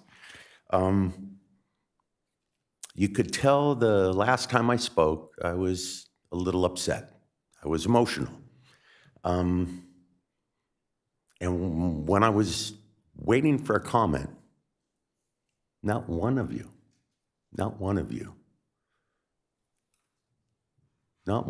mentioned one word of anything that I said. And when I look at my leaders, not only do they need a brain to think and eyes for vision and good ears, but they have to have a heart. So they know compassion and empathy. So we can feel for, you have heart for the decisions that you're gonna make. And I didn't see any of that in display 2 weeks ago. None of it. Not one of you could even say, Michael, we're sorry you're upset. We don't know what to say, but at least we're sorry you're upset. Now, some might look at me as a cranky old, complaining old man. Some might say, oh, he's a community activist that tries to educate people on diversity and inclusion. Horrible words. I know, they just sound bad nowadays. Clean environment, good schools. So what I would hope I could see from this council is we try and keep in mind to remember to have a little compassion and empathy when we make our decisions. That's not much to ask. Now, with what remaining time I've got left,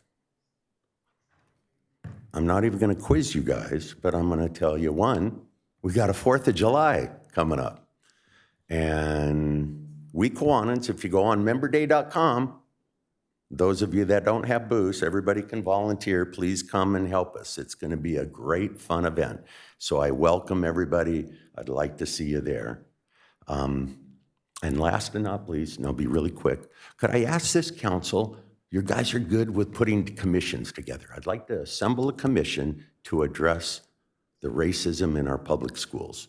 And let's try and get that commission together before the school steer yards. So if any of you would like to comment on that, be my guest. Thanks for listening, and thanks for talking.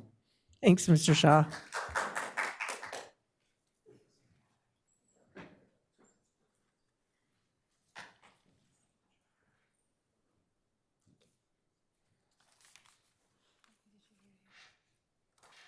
Hello, Mayor Kavanaugh and the rest of you on City Council. I'm Dale Steinig, owner of Ultimate Locations and author of My House is a Great Location.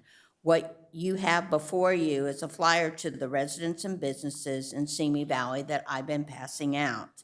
As the City Council has said, Simi Valley wants more filming. I want to teach how to market homes and businesses here in Simi Valley for filming. I am not trying to just promote my company. However, I am probably the only location company promoting just Simi Valley. Simi Valley residents and property owners need to be taught the steps in the process of Simi Valley if it is to succeed in the quest of more filming. Please help me spread the word. I welcome other film location companies to come to Simi Valley and be willing to teach how this is done. I would like to teach this at the public library. I was told no since I am promoting Ultimate Locations. And yes, I do have a company, but I am promoting marketing of properties. Please help me do this. Thank you. Thanks, Ms. Steinig.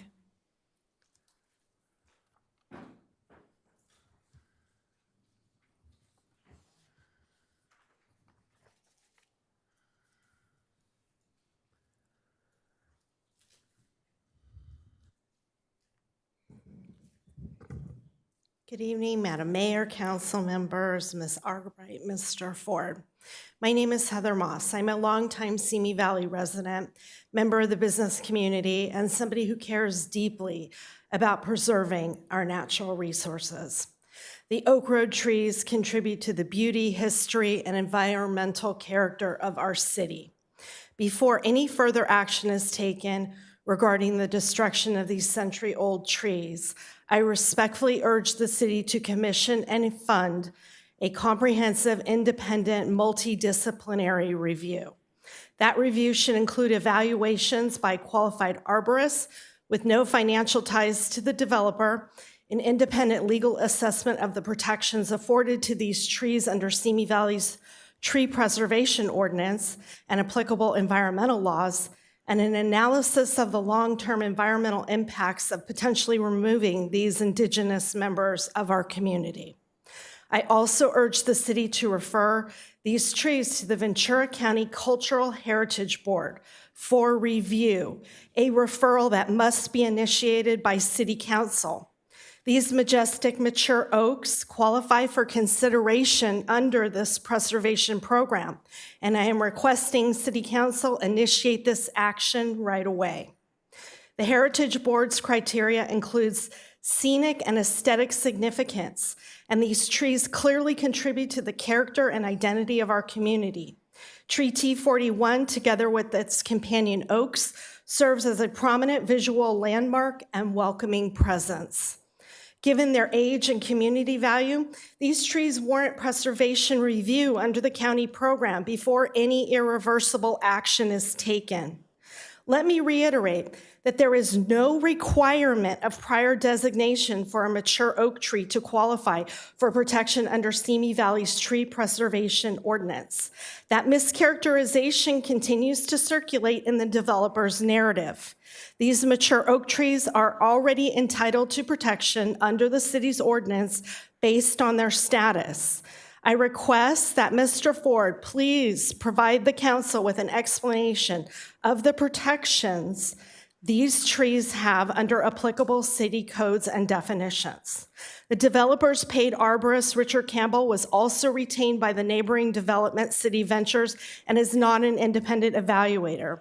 His report deliberately omits critical issues, including the age of trees and their protected legal status under the city's tree preservation codes 938 and 980. The lives of these mature indigenous trees hangs in the balance. I respectfully ask for your assistance to save their lives. Thank you for your consideration. Thank you, Ms. Moss. Todd Taylor, Anthony Angelini, and Jamie Sanchez.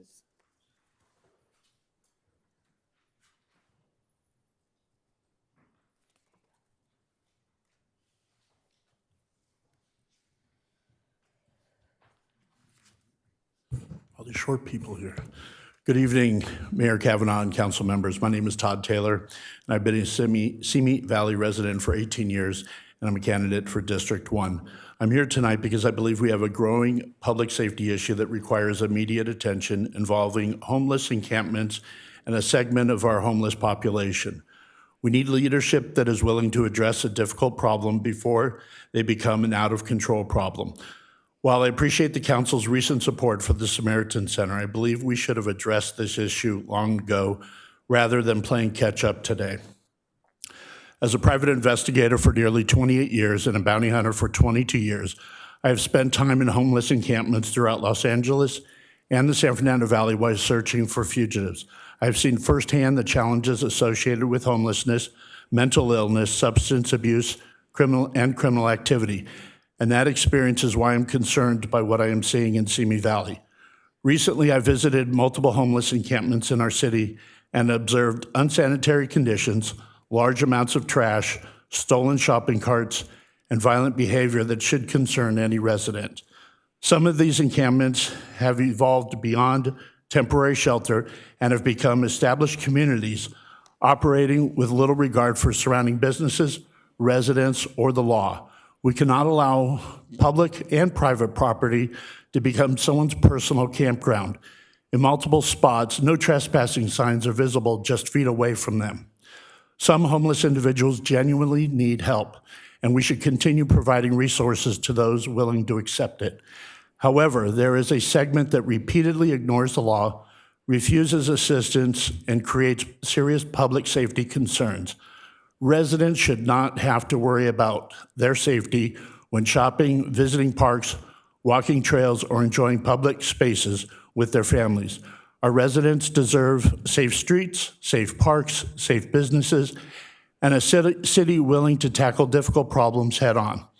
The recent violent incident at Target is a reminder that these concerns are real. Compassion and accountability are not mutually exclusive. We should help those who want help, but we also must enforce our laws against those who refuse to follow them. If we want businesses to continue investing in Simi Valley and families to feel safe in our neighborhoods, addressing these encampments must become a priority. The question is no longer whether we have a problem, but how much worse we are willing to let it become before we act. Thank you for your time. Thank you, Mr. Taylor.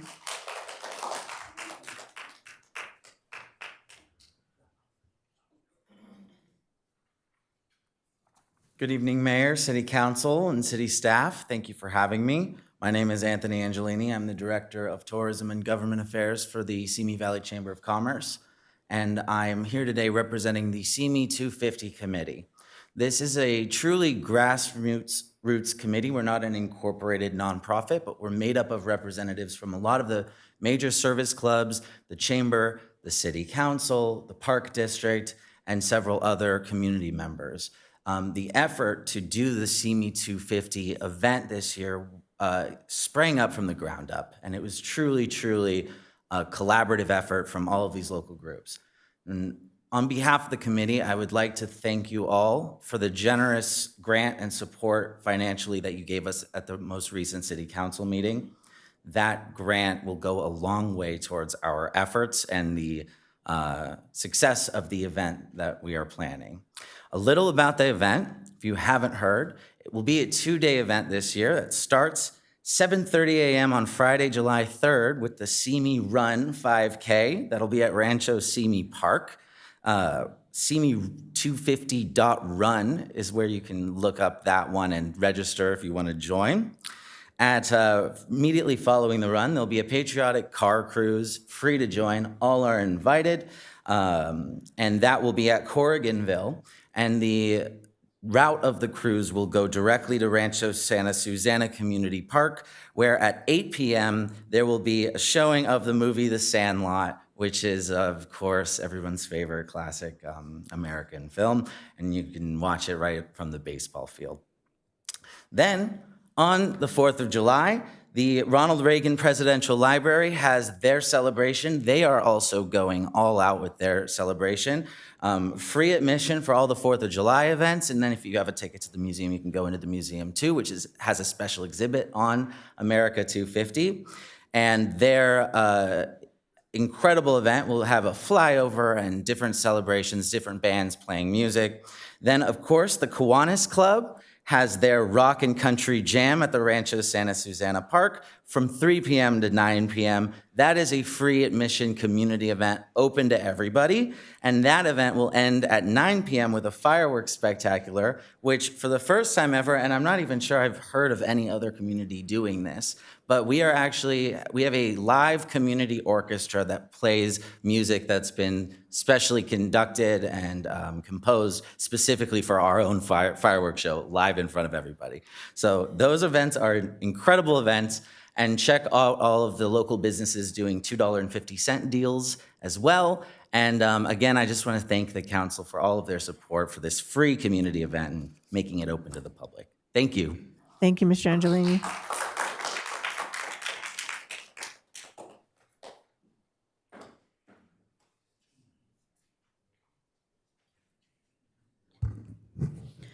Before I begin, I want to acknowledge that we are gathered on the traditional lands of the Chumash people. I honor their enduring connection to this land and pay my respects to their elders, past and present. Good evening. In case you forgot, my name is Jamie Sanchez. Congrats to everyone who was awarded, especially our youth. It's never easy stepping up here in any capacity. To be honest, I've always had a fear of public speaking, but I continue to work on that fear and put it aside and show up for those who are unable to. June is a significant month in my household. My son just turned 19, and in 6 days, my daughter will turn 10. June is also Pride Month. Simi Pride is this weekend, Men's Awareness Month, and PTSD Awareness Month. Also just celebrated Father's Day to the 4 of you. I hope you guys enjoyed your day. Whether we agree or disagree on the issues before this council, I hope you are active, present fathers in your children's lives. Children need their guidance and support and love. Every year I get a text from a friend or two wishing me Happy Father's Day because I am a solo parent in my household. It's just me. It's up to me to guide, support, and love my children. And with PTSD, it's not always easy. There are good days and there are bad days. This year, it made me think about the many parents who are missing time with their children.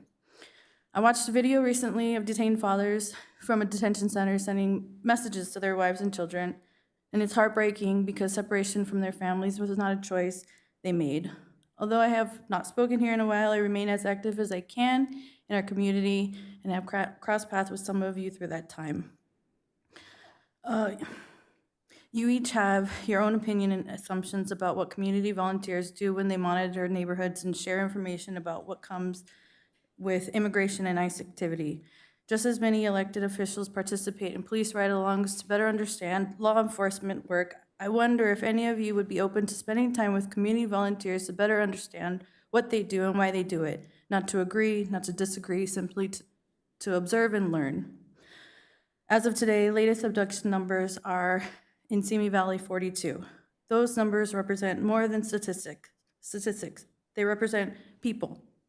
Regardless of where we stand politically, I hope we can all agree that family matters, that children matter, and that understanding one another matters.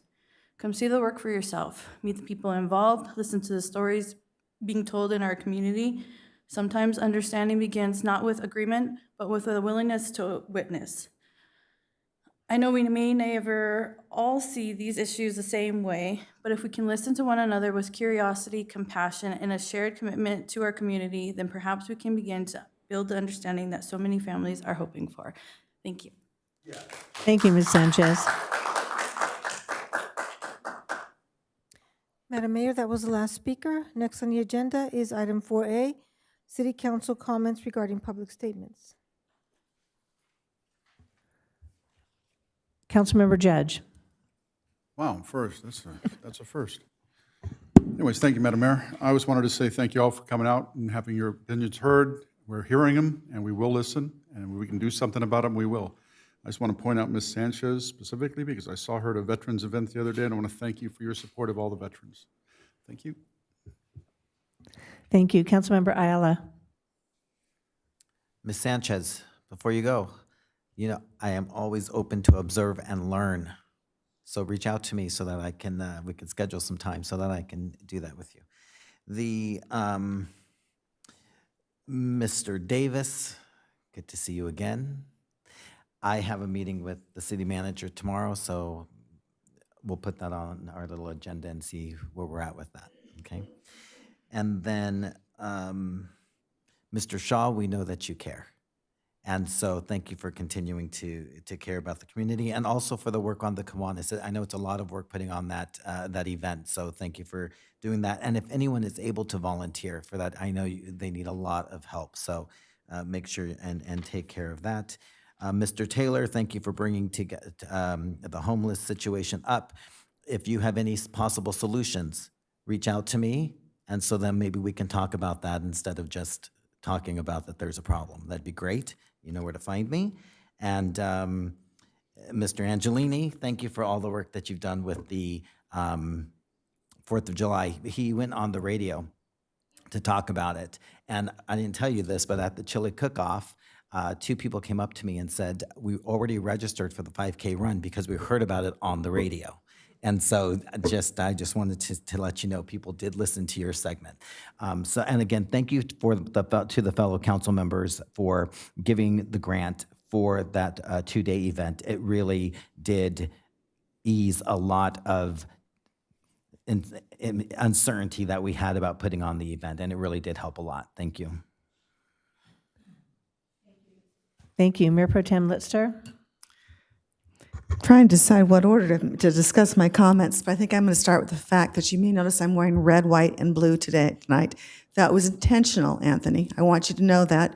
We're not meeting again before the 4th of July. It's coming up. CME 250 is spectacular, is wonderful, and I was very proud to discuss it even at a recent Channel Islands event because it really is unique. And one correction to Anthony that you shared, it's all right.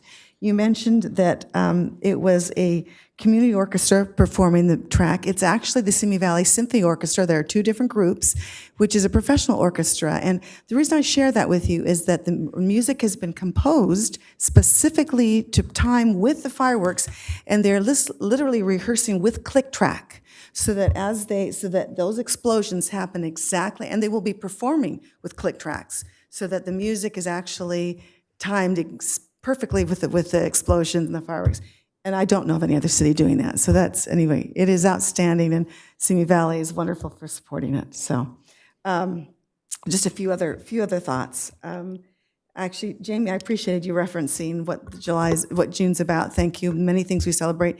And you are correct. Every man I'm aware of on this dais is a father. And so happy Father's Day to all four of you, and thank you for your efforts in parenting.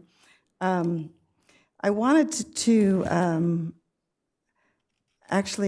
thank you, Todd, for your comments. And thank you for your conversation about solutions, because that's the tough part.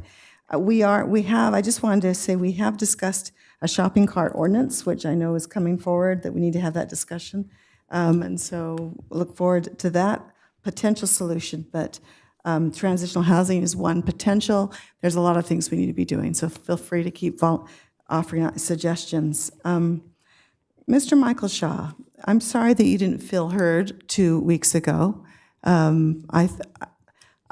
Clearly my comments didn't resonate, so I apologize it didn't. Specifically, you spoke about your concern about everyone feeling safe to attend the 4th of July.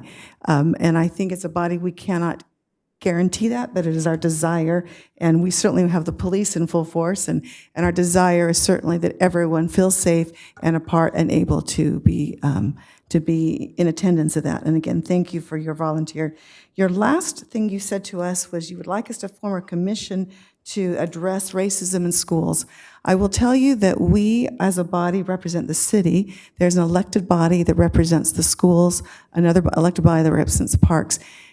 I think personally it would not be appropriate for us to step into another area of another body that governs a group. And so I encourage you to feel free to take that to the school board and make those comments there as well. Ben, I want you to know that he showed up at 5:30 today, just to be sure he was the first one on the list to speak tonight. So thank you, Ben, for being here. We are discussing ADUs this evening, an ordinance for that. Once this gets resolved, then we can go forward and maybe have a discussion later that includes. You guys got 2 out of 3 memos that I owed you, and Mr. Davis's memo is the last one, so it's on its way. Okay. You'll get it before I go on vacation at the end of this week. Very good. Actually, I know my time's up. Dale, thank you for your work in our community and for your desires. And we appreciate all of your comments. Thank you very, very much. Thank you. Councilmember Rhodes. Thank you, Madam Mayor. I'm not going to address everybody's comments, as other council members have, but just a couple. Mr. McGillis, you made a comment of saying this is a formal complaint. This is not the format. We hear you, but this is not the format for a formal complaint, so make sure you go through the right channels so it can be addressed. Ms. Moss, in regards to the oak tree, I read the same report that you read, and I'm satisfied with the multiple arborists that looked at the report and the heritage report that came with it. But thank you for bringing those up and making sure that we check those boxes. And Ms. Sanchez, happy Father's Day. My mother, I often called her and wished her happy Father's Day on this day as well. So I appreciate you. And that's the end of my comments. Thank you. I'd like to ask Commander Danny Frates to come out here. He is our in charge of our homeless issue, or not in charge of it. He handles the unit that works with our homeless. So Commander Frates, can you please share some information or thoughts that you have on this? Yeah, absolutely. Thank you for calling me up. I obviously, as you know, I'm in charge of our homeless unit as well as our mental health population and schools. And we are obviously aware of the homeless population in the town, the issues that it's causing, Specifically, one of the ones we've been focusing on and are aware of is under the Madera overpass right now. We know that a lot of unhoused have moved over into that area because they were displaced from the DICE, which we had cleaned up recently. Unfortunately, as you guys know, we can't just arrest the problem away. Arresting them over and over again is not going to solve the homeless problem. We do have mental health population within that, drug problems. We are working on that. We are working on trying to clean up that area as well. We have 2 neighborhood resource officers that are dedicated to the problem. We're constantly trying to increase that as well and get more out there. But we do hear the problems. We do know they're there. We do try to respond to them quickly when we know that there's any crimes being committed, any dangerous activities taking place. But on that same note, we understand, and I'm sure everybody understands, that merely being homeless is not a crime. So when there are issues, we encourage people to call us. We will respond. We'll make callbacks. We'll go out there, see what the issues are, see what we can do to help solve the problem. Again, with the Madera issue under the overpass, we're actually in the process of moving them again. But as you know, the one problem that comes from that is they do need to go somewhere. And currently, we don't really have places for them. So if they're not there, they will be somewhere. But yeah, that's any specific questions on that you'd like me to answer? No, thank you. Sorry for calling you out on that No, without that's a lot of okay. prep time for that. But I thought you might want to address it. Councilmember Rhodes has a question. Not a question, but a comment. And because of the public speaker who came up and brought this topic up, one of the most frustrating things as we as a city work on dealing with the homeless problem, it's not that we aren't doing anything. There are restrictions. I'm incredibly proud of our resource officers that know our homeless population by name, know the services that they need, and yet we cannot force them into services. And you said you can't arrest the thing away. Matter of fact, our hands are tied on even what arrests we can make. So the rules of engagement for dealing with our homeless population often seem to be compassionate rules and yet might not be resulting in a compassionate outcome. And I look forward to future conversations where we might be able to expand some of the services within Simi Valley, but that still doesn't address the root of the problem. And until I think Sacramento laws change, we're going to have a tough time playing compassionate whack-a-mole. If you move them from under the Madera Bridge, they're going to show up somewhere else. And then where they show up, someone's going to be upset that they are now living there. And until we have different tools, that's... Yeah, absolutely. And just to echo your sentiments, I agree with you. And the officers that we do have that handle these problems are very compassionate. They do know all of them by name. They know their dogs' names. Their first stance, their first solution to any of the problems is resources, looking for help. Can we offer them, getting them into programs, getting them into temporary housing outside, whatever might be available. As you know, most of them refuse to take them. They don't want it. A lot of them choose to live that lifestyle. And really the arrest is our last resort, typically. I just want to add, Councilwoman Litster and I, on the point in time count, got to witness one of the successes, which is someone going, I'm ready for services. And they were immediately picked up, we got you, and off we go. Because as soon as they say we're ready, we have the resources at the county and in different areas for them. Absolutely, yes. We do have them. We go out once a month. We offer them backpack medicine. We offer them, every time we go out, we do offer them the resources. And like you said, if they're willing to accept it right then and there, we'll give it to them at that moment. All right. Thank you, Commander. I appreciate it. Thank you. Thank you. As far as other public statements, everyone, I think, has covered pretty much everything. Jamie, I really enjoy you coming out. You always have something important to say, I feel, and you do a great job. So, and thank you for being a father. I was a single mom from the time my daughter was 4, so I completely understand. So thank you for being a good father, too, and mother. Mr. Shaw, I have compassion. I'm sorry we did not respond to you enough last time, but Mayor Pro Tem mentioned the schools. We do have a tri-agency meeting with them, and I will definitely bring it up and let them know it was a concern here at City Council. That we can do, okay? So that I can do. So, and everyone else, thank you for your time and commitment. Ben, we're finally going to get to you, so that'll be good. And I really hope this CME 250 comes off well. Thank you, Mr. Angelini. Our fireworks show is always a great event, and I think doing stuff on the 3rd as a precursor is a good idea. I don't have the 3rd off. They gave us a float day, so I thought that was kind of odd, but a lot of people hopefully will have the time off and be able to do something. But I want to do the car parade. I do want to do that, so that'll be a lot of fun. But everyone else, thank you so much for your time, for coming out, and for caring and taking the time to do it.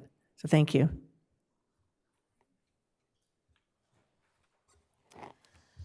Madam Mayor and members of the City Council, next on the agenda is public hearings.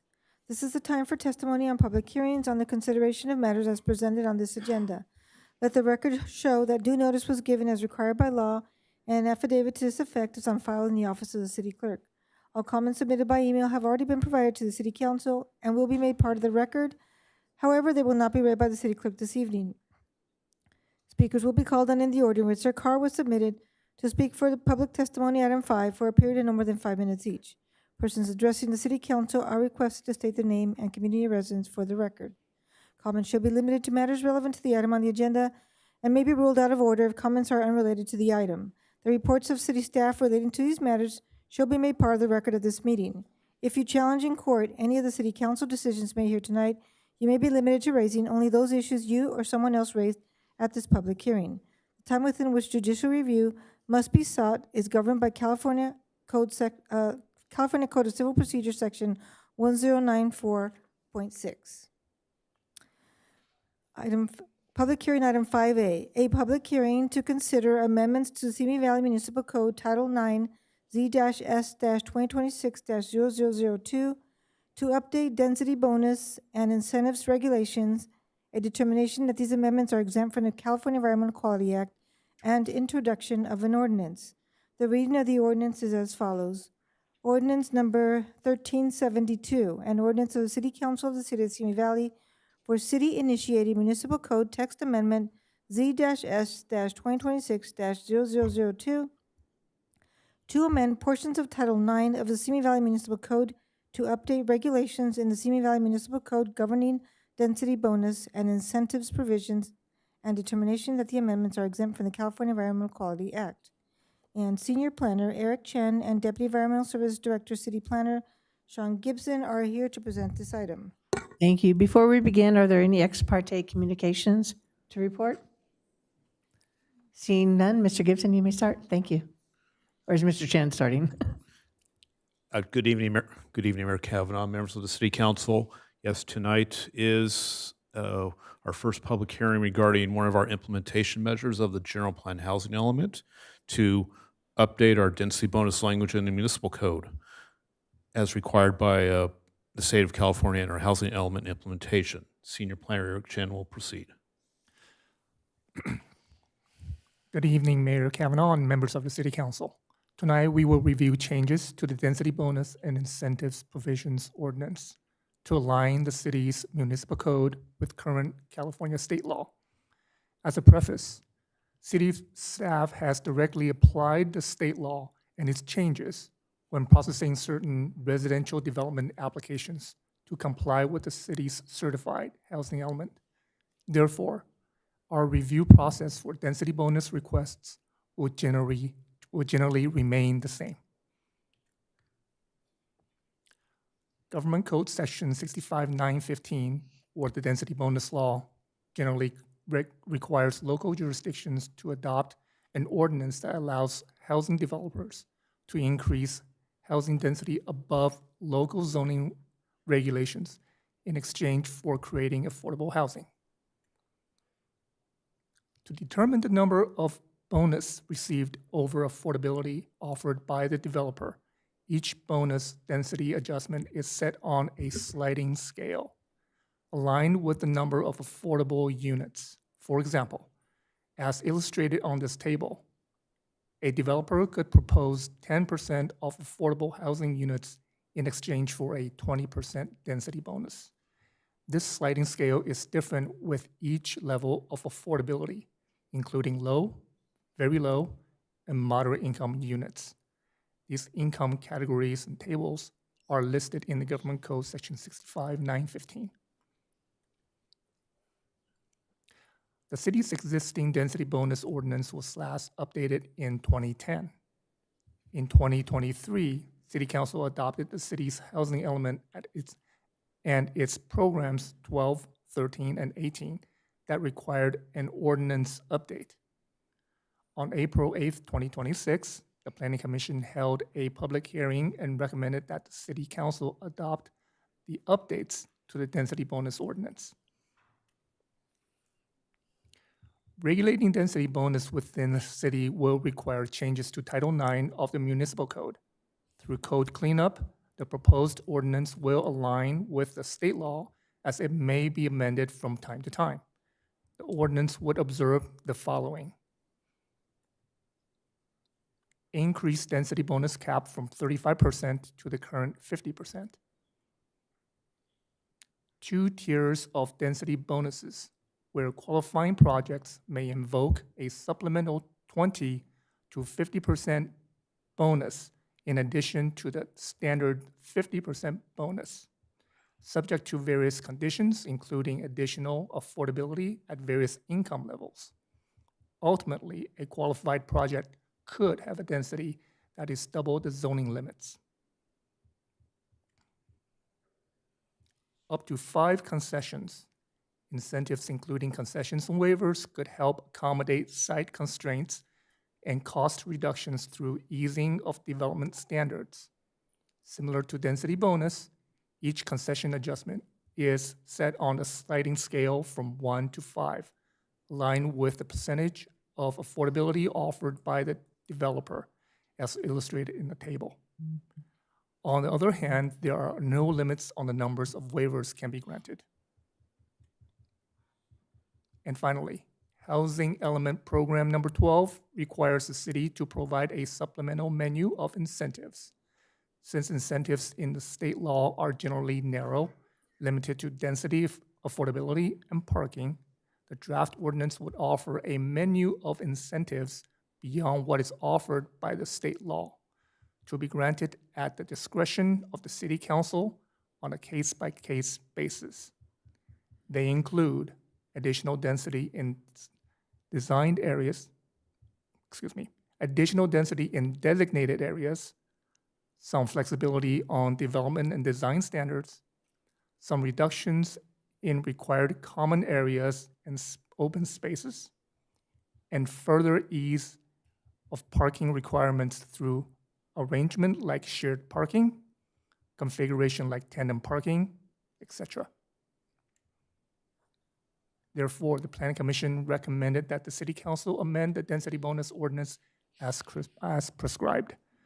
This concludes staff presentation. We are available for questions. Thank you, Mr. Chen. Does council have any questions for staff? Councilmember Rhodes? Could you go back one slide, please? Council reserves the right to grant these supplemental bonuses. So there's certain bonuses we don't have any discretion on. So if we got to a 50% bonus level, is this saying that, gee, we could, if we wanted to, go above 50%? Is that what an additional density bonus would be? Yes, generally speaking, it is. What it is that most of these would require us to meet the base requirement. And then this will be on top of what the base requirements are through the state. Is there a situation where we as the City Council at our discretion must approve something from the menu? Or is this just simply things they can ask for and we can choose to do or not? This particular list will only address options that City Council can consider. Great, thank you. Mayor Pro Tem Litster?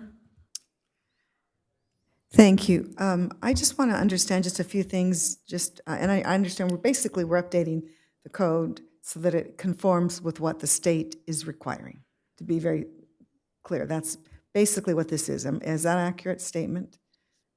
Okay. So one of the comments in the report says that additional density in designated areas beyond state law. Is that what we're talking about just now? That was what Councilmember Rhodes just brought up? Yes, that is one of the menu of incentives, the supplemental incentives, yes. Okay. Let me go back. As I understand, if they qualify, there has to be an unlimited number of waivers. Is that an accurate statement? That is correct. However, that also requires the developer to justify the means to get to those waivers. Say, for example, most waivers are development constraints, as opposed to concessions are financial constraints. Okay, and so I guess that brings up my question. How vigorously do we investigate that? I mean, when the developer makes a statement, you need to do these things because it will allow me to get to these numbers, per se, of affordable. Do we question, do you send out a planner or an architect to say, wait a minute, if you change those units to 1 bedroom or 2 bedroom and they're still affordable, no longer is it necessary for these design changes that you're asking? Am I making any sense at all? Go ahead, Sean. You're looking at me like. We do look at them. Vigorously might be a stretch. They're very difficult to not to overrule, so to speak. The burden is on the city to prove that they aren't viable waivers. However, there's one section in there which deals with health and safety. It cannot violate health and safety, written health and safety regulations. So that is a hard stop as far as some of these waivers being requested. We do look at that. But the developer does not have to prove that the waiver's granted, but they do provide an outline of why it's needed, but we would have to confirm that. Well, and I guess what makes me ask this question is I believe this is taken from what goes into our code, et cetera, or the changes. Quote, the developer must demonstrate that not providing these waivers will have the effect of physically precluding the construction of housing development, meeting the criteria for density bonus, or with the concession or incentives permitted under the Simi Valley Municipal Code. So they have to demonstrate that if we don't give them these waivers, it can't be built. That's the way I read this. And do we press that to make sure that, I mean, don't get me wrong. I certainly want affordable housing, but I don't want unlimited. I guess it bothers me when I see going up 2 or 3 extra stories and huge massing and so I just want to know, are we just accepting things, or are we able to really look at this to make sure that they truly can't build it if we don't grant these? Waivers are looked at in the review process. Now, there's certain procedures as far as what the Planning Commission, City Council look for in terms of these types of waivers, but we take a close look at them, but not necessarily an exhaustive look at them. You could spend a lot of time on it. There was a prior instance, a similar project, not a similar project, but a previous project where certain waivers were really grilled down to seeing how is it necessary, and you could always take a harder look at them, but it's very legally very difficult to overturn that waiver request. It's quite beyond that health and safety requirement. It's quite difficult to counterbalance that, and it's probably up to it could result in litigation also if you come up with a faulty recommendation. Okay. And just for what it's worth, it's not like the standard is low for them either. I mean, you mentioned it, the standard is physical and feasibility, right? And they've got to include documentation that essentially establishes that. And so there is, I would say, a higher burden for them to meet at first, which is the documentation that the city gets to review as part of their process. Okay. Thank you. I appreciate your reviewing and reviewing vigorously, so thank you. I think that's it for now. Thank you. Thank you. Councilmember Ayala. Thank you. My question is also on this slide. It was similar to Councilmember Rhodes, but when we provide the menu of incentives, since they're optional, can the city, based upon where the development is going to take place and so forth, can we say these are the ones that we are, leading them to, as opposed to them saying these are the ones we want? So there's a couple ways to look at that, council member. The state, the housing element program is trying to not prod developers to choose from a list that the city provides as possible incentives you could proceed with. These are 4 incentives that staff came up with based on research from other jurisdictions. Since these are optional incentives, they could be something desirable in a certain case, or maybe a particular project that the city may want to work with someone on, so they may offer additional density or an open space reduction in cooperation. Or a applicant may take the traditional concession waiver route, just do that traditional waiver. He's got to submit evidence on why it qualifies for a concessional waiver. This is more of a many of incentive to prod or encourage development in the city. Yeah, where I see it maybe helping is that those additional incentives there could be used as a incentive for developers to build things for our low and low income levels, which our RENA numbers are really low on that. And maybe that's when we would say yes as a condition, because they're providing those very low and low income units, for example. That's correct. That's it's an outlet that if adopted in this manner, the writing is right in the ordinance, so it does show that the city may be willing to offer these overt incentives to rather than them coming up with their own. These could be an option. Yep, very good. Thank you. Kind of. Thank you. If there are no more questions, all right, at this time, I would like to open this hearing for anyone in the City Council chambers wishing to be heard on this matter. Madam Mayor, we have no speakers for this item. Thank you. Are there any further comments of questions from City Council members? This hearing is now closed. I will now entertain a motion.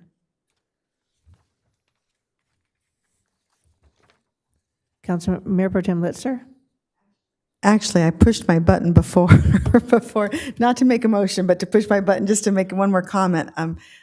Or just one more quick question. I have to reopen the hearing. Oh. That's right. No, I reopened the hearing. I'm sorry. I guess those are also drastic, those particular areas of offering. Can we offer things, for instance, maybe concessions on paying tree fees or side setback reductions, et cetera? It just feels like this menu of incentives are all talk about massing and, I don't know, making no place for people to barbecue or forcing them to take mass transit instead of owning a car. I don't know. I guess, but I'm just, as I'm looking at this list, I'm just wondering, maybe I'm misunderstanding. Can we offer other incentives in this menu of incentives? Or I believe what Mr. Chen said, that these are what's most attractive. I heard that, but I don't know. Is that?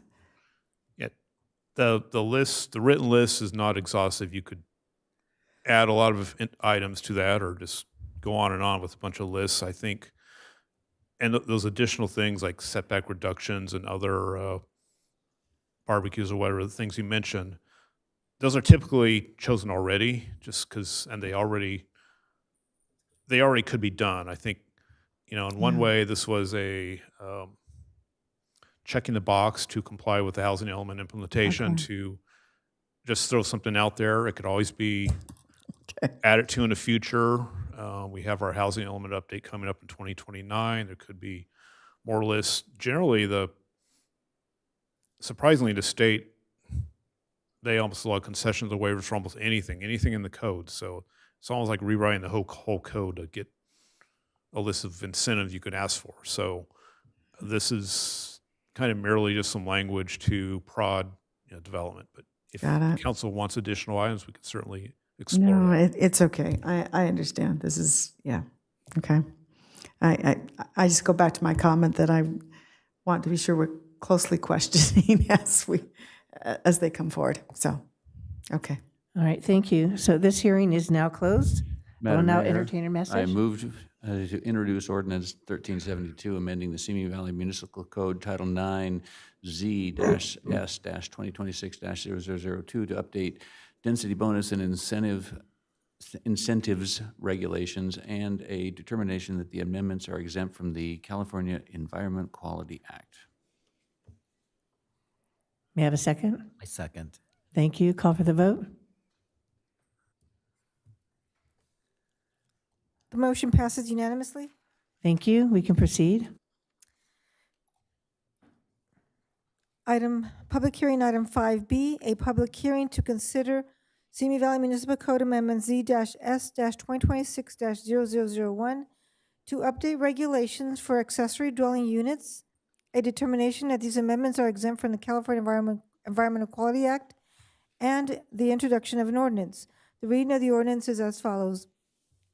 Ordinance number 1373, an ordinance of the City Council of the City of Simi Valley for Simi Valley Municipal Code Amendments Z-S-2026-0001 to update regulations for the accessory dwelling units, and a determination that these amendments are exempt from the California Environmental Quality Act. And Assistant Planner Mark Nason and Deputy Environmental Services Director Sean Gibson are presenting this item. Thank you. Before we begin, are there any ex parte communications to report? Seeing none, please proceed. Yes, thank you, Mayor Kavanaugh, members of the City Council. Yes, tonight's public hearing on the ADU ordinance is similar to our last public hearing. We have an existing ordinance in our development code. We received a letter from the State Department of Housing and Community Development citing that the ordinance was not up to date with the latest state of California revisions to ADU law. They've asked us to update the ordinance and make things more clear to comply with their interpretations of the state law. In addition, staff took the opportunity to clean up the proposed ordinance to address the city allowed requirements. And tonight's presentation will be by Associate Planner Alex Klingman, and our presenter is Mark Nason, Assistant Planner. Good evening, Mayor Kavanaugh and City Council. Tonight, we will be reviewing changes to the city's accessory dwelling unit ordinance. To provide some background, the state introduced accessory dwelling units, or ADUs, in 2016 to address the statewide housing crisis. Since then, the state has periodically updated the laws to streamline ADU approvals. The city adopted its ADU ordinance in 2017, with the last update in 2023. And since then, state law has changed numerous times. In October 2025, the California Department of Housing and Community Development, HCD, informed the city that the ADU ordinance needed to be updated to comply with state law, as detailed on page 40 of the staff report. HCD's letter identified 19 points of revision, all of which staff and the city attorney's office have since reviewed. In response, staff has agreed to codify the updated ordinance by August 2026, pending city council approval tonight. To address HCD's 19 points, the proposed ordinance updated the language and terminology to comply with state law and clarified the distinctions between state exempt and non-state exempt ADUs while maintaining local control where possible. These changes do not amend the content of the ordinance, rather they amend the format. As a refresher, the state-exempt ADU options for single-family homes are junior accessory dwelling units, or JADUs, which are dwelling units contained entirely within a house and are limited to 500 square feet. Next are detached accessory dwelling units. This is a newly constructed dwelling unit that is a separate freestanding structure from the house and is limited to 800 square feet. And conversion accessory dwelling unit, which is a dwelling unit created entirely within the floor area of either a portion of the house or from an accessory structure. It is important to note that all state-exempt ADUs are exempt from the city's development and design standards, with some exceptions: a 4-foot side and rear setback and a maximum height of 18 feet. The city has also clarified the classes of ADUs on multifamily lots. The state-exempt ADU options are conversion accessory dwelling unit, which is a dwelling unit created within portions of an existing multifamily structure that are not used as livable space. The city must allow at least one unit and up to 25% of the existing primary units. The city must also allow detached accessory dwelling units, which is a new freestanding dwelling unit located on a lot developed with an existing or proposed multifamily dwelling. On lots with an existing multifamily dwelling, the city must allow 1 to 8 units, not exceeding the number of existing primary units. On lots with a proposed multifamily dwelling, the city must allow not more than 2 detached accessory dwelling units.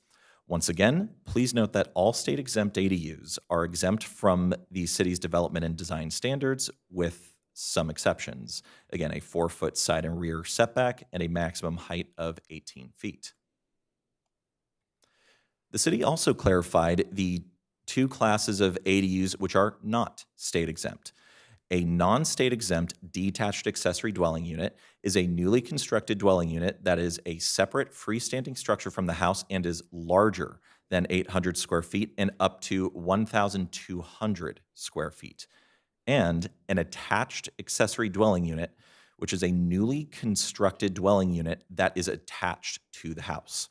They are limited to 850 square feet or 50% of the square footage of the home up to a maximum of 1,000 square feet, whichever is larger.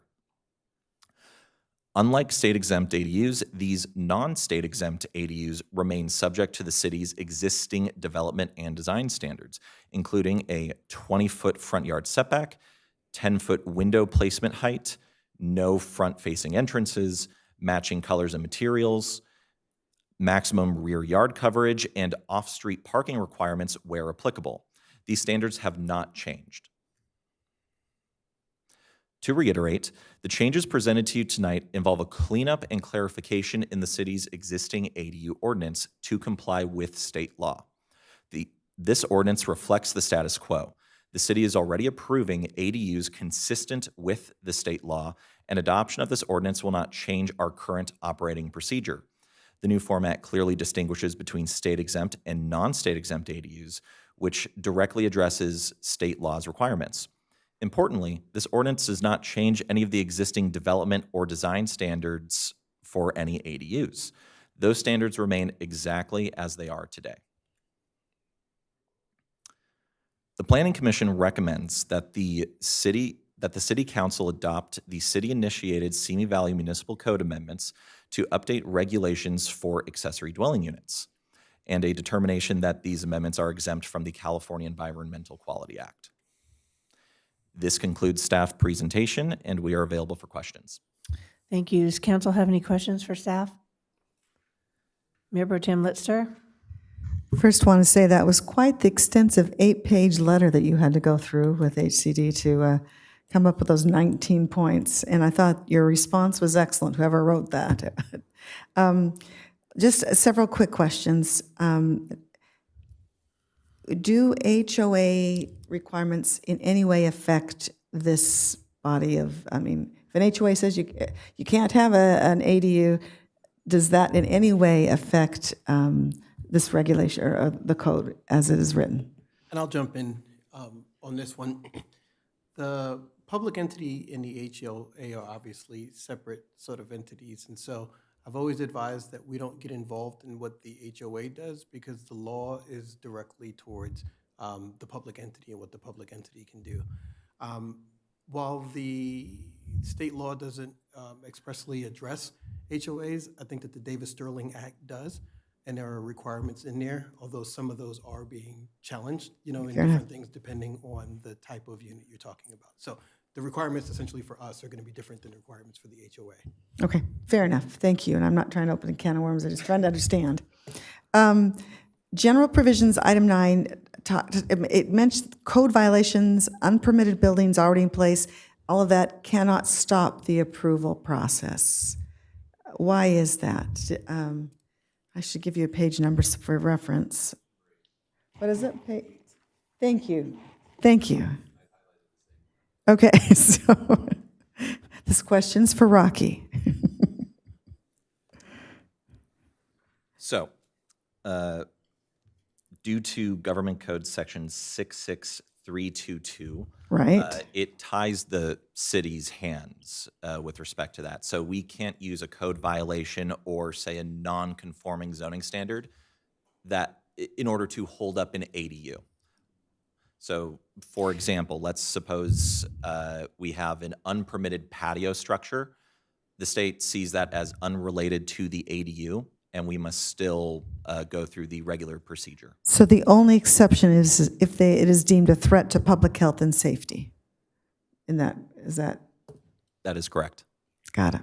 Even if they've been bad actors and have all sorts of code violations, nonetheless. Okay, got it.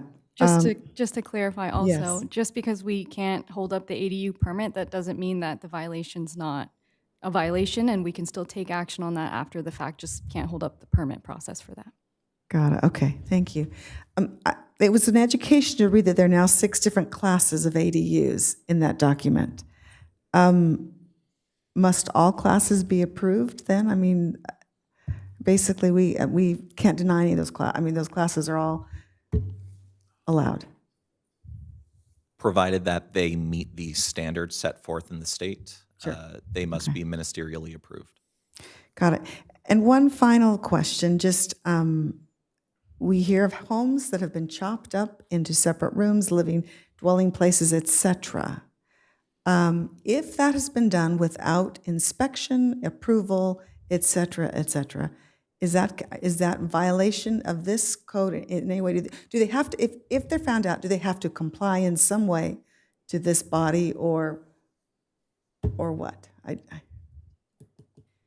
Typically, for ADUs, when building inspectors go out to inspect the ADU, they're very good about catching other violations on the property. So at that point, yes, if they catch anything, they would have to bring it up to code. So if there's a home that it's believed has been turned into multiple ADUs without going through proper channels, then that would be, someone would call and code would inspect or building inspectors would go. I mean, how is that a reason for code enforcement, I guess, if there's that concern? Yeah, the public is welcome to make a complaint, a code complaint on anything that they observe.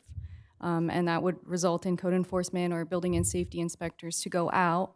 But in relation to ADUs, that it wouldn't get caught at the permit review process. It would be after the fact when inspectors are already there. So it could be a code issue that someone complains about, or it could be when building inspectors are taking a look at the property. Okay. Thank you for entertaining my bizarre questions. Appreciate it. Councilmember Judge. Thank you, Madam Mayor. Piggybacking on Mayor Pro Tem Lister's last question, when somebody comes to the desk and asks, they want to build one of these ADUs and they don't want us bothering them, they want us to just go with the state rules, do we warn them that the property better be up to code if they're going to build these? I'll take that. Yes, council member, we usually do a spot check of what's going on there. We notice things that are going on the site. We often look at the permit history or look at the existing structures on site. So we give them the idea whether it's a warning. They're certainly advised. And let's say, it was a patio cover of some sort. We would still say you got to get that taken care of. It'll be on a separate ticket than the ADU application. But yes, we do give them a laundry list of things that have to be looked at. Okay, thanks. Also, I just want the public to understand, this isn't a question, more than a comment, but you see the council members up here and the mayor probably showing faces of disgust when we're dealing with this stuff, because these are things that are being forced upon us by the state of California, forced upon you. Sacramento is determining the way your city will look from Sacramento. Understand that. So this is not something we take lightly, and it's not something we like to do, but there's not too much other choice we have. Just everybody, I want everybody to understand that. Thank you. Any other council? Councilmember Rhodes. Thank you, Madam Mayor. Great questions. To the extent that there is a house that is converting rooms into rental units, rental rooms, how many junior ADUs are allowed in a single-family home? One junior ADU. One junior ADU inside. So anything else that would be then designated as, like, they block it off and try and make an apartment, that's going to be a non-permitted use in that space. Well, Mark, do you want to pull up that scenario with the multiple ADUs on the property? So you could also do an ADU conversion. If you look at this slide, theoretically,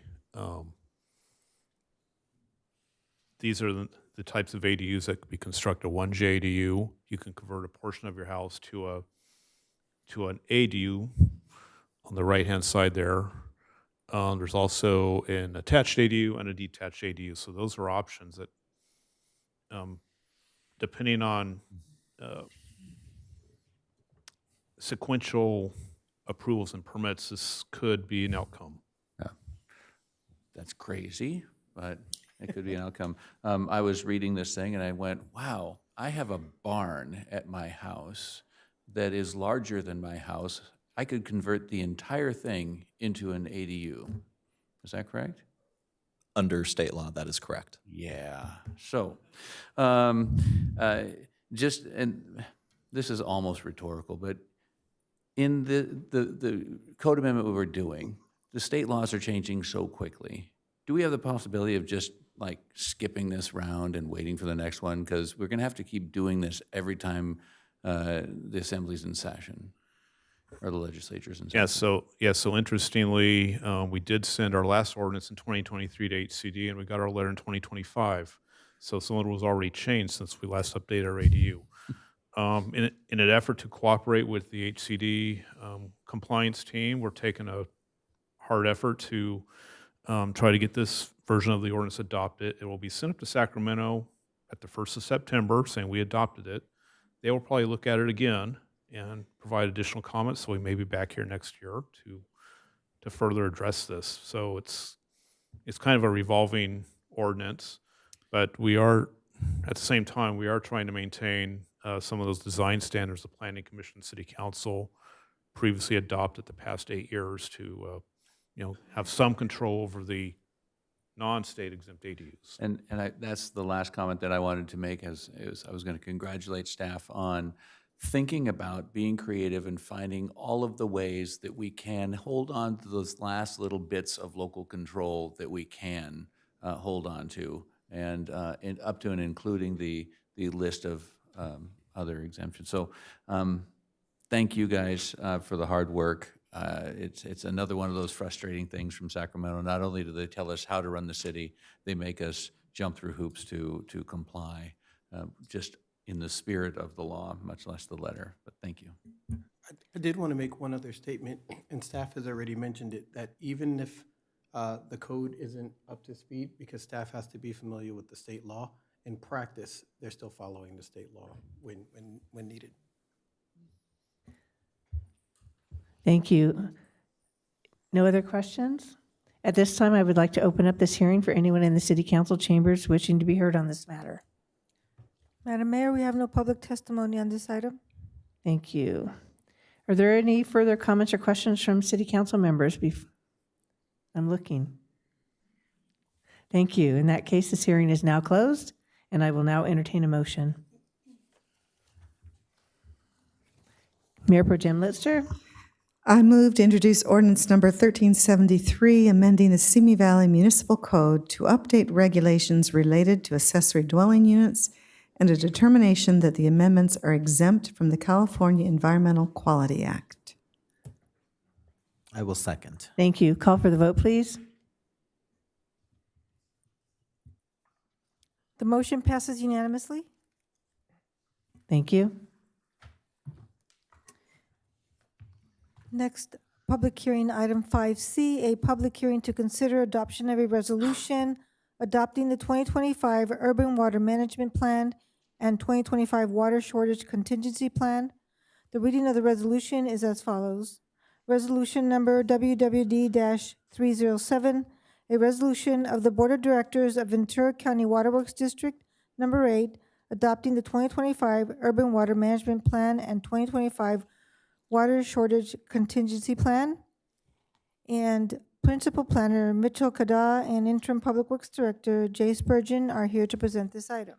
Thank you. Before we begin, are there any ex parte communications? Seeing none, we may proceed. Thank you. Thank you, Mayor and council members. It's actually Principal Engineer Mitchell Kada. So he's not quite moved over to the planning department yet.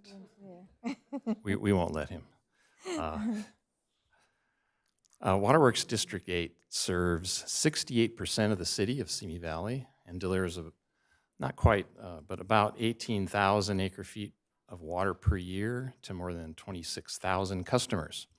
The remaining 32% is served by Golden State Water Company. Urban water management plans have been a requirement of the California Water Code since 1983. They are updated every 5 years to ensure water supplies are available to meet existing and future water needs and for water shortage planning.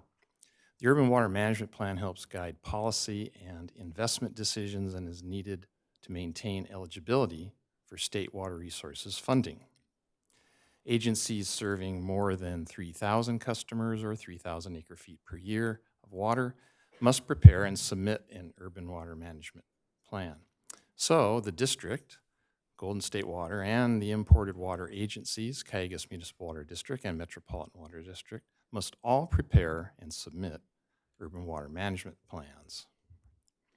Components of the district's 2025 Urban Water Management Plan include a water supply assessment, population and water demand projections, water conservation strategies, and drought and water shortage planning. The Urban Water Management Plan was coordinated with the plans prepared by Cayugas and Metropolitan Water. Over 99% of the district's water supply is imported state water. And then the remaining is groundwater from the Gillibrand groundwater subbasin, just right up the road here at Tapple Canyon Road, and recycled water from the Simi Valley Water Quality Control Plant. So population projections are based on the city's 2030 general plan, projected to grow at an average annual rate of about 0.6%. So that's it for population growth. The district's projected water supplies are adequate to meet expected demands into the future. The same is true even for short duration, maybe single year or so, dry conditions. Interestingly, note that during droughts, water demands actually increase by up to 10% due to more frequent outdoor irrigation. I guess that makes sense. The Water Code requires agencies to evaluate a potential extended drought covering 5 years. Under this scenario, the district's water supplies can meet demands through 4 years of those dry conditions. This is because over time, Metropolitan and Cayugas have updated their drought management plans, water storage, conveyance, and water supply infrastructure to improve overall water supply resiliency. However, in year 5, a water supply shortage of 15% is still expected, and the district would need to declare a level 2 water shortage condition and take appropriate response actions. It's similar to recent drought that we've all been through. A change to the urban water planning process is a requirement for water purveyors to meet an urban water use objective starting in 2027. The overall objective for the district includes a calculation that includes both indoor and outdoor residential water use, commercial and industrial use, and a water loss budget. Local weather and other patterns are incorporated into this calculated urban water use objective. The district's water use had dropped by over 20% since the last drought, and that was in response to drought mandates and conservation measures, and many of those have held since then. And as of 2025, the district has met its urban water use objective and is projected to do so for the next 10 years, so that's good news. A new state law in 2018 made another change to the urban water planning process. Previously, drought contingency planning was covered by a separate chapter in the Urban Water Management Plan. Now, a water shortage contingency plan, WSCP, is prepared as a separate document and included as an appendix to the Urban Water Management Plan. Go figure. Well, this new plan focuses on planning for water shortages from drought or other emergencies, including setting water shortage levels and corresponding response actions. The water shortage contingency plan includes estimates of water supply shortages and sets forth response actions by water shortage level. And these really have already been included in the district's water conservation ordinance, which includes 4 shortage levels. Notice that the State Department of Water Resources has 6 shortage levels. Other local agencies have updated their water conservation ordinances to match DWR, including some of the local cities in the county, as well as Cayugas and Metropolitan. That's something perhaps the district can consider in the future. Recall from a previous slide that a water supply shortage of 15% is expected in year 5 of a multi-year drought, which would correspond to a water shortage level 2. And the typical response actions that the district could take would be stepping up conservation outreach, limiting irrigation watering days, other measures, in addition to the district's permanent water conservation measures. And again, the recent drought of the city saw those kind of actions.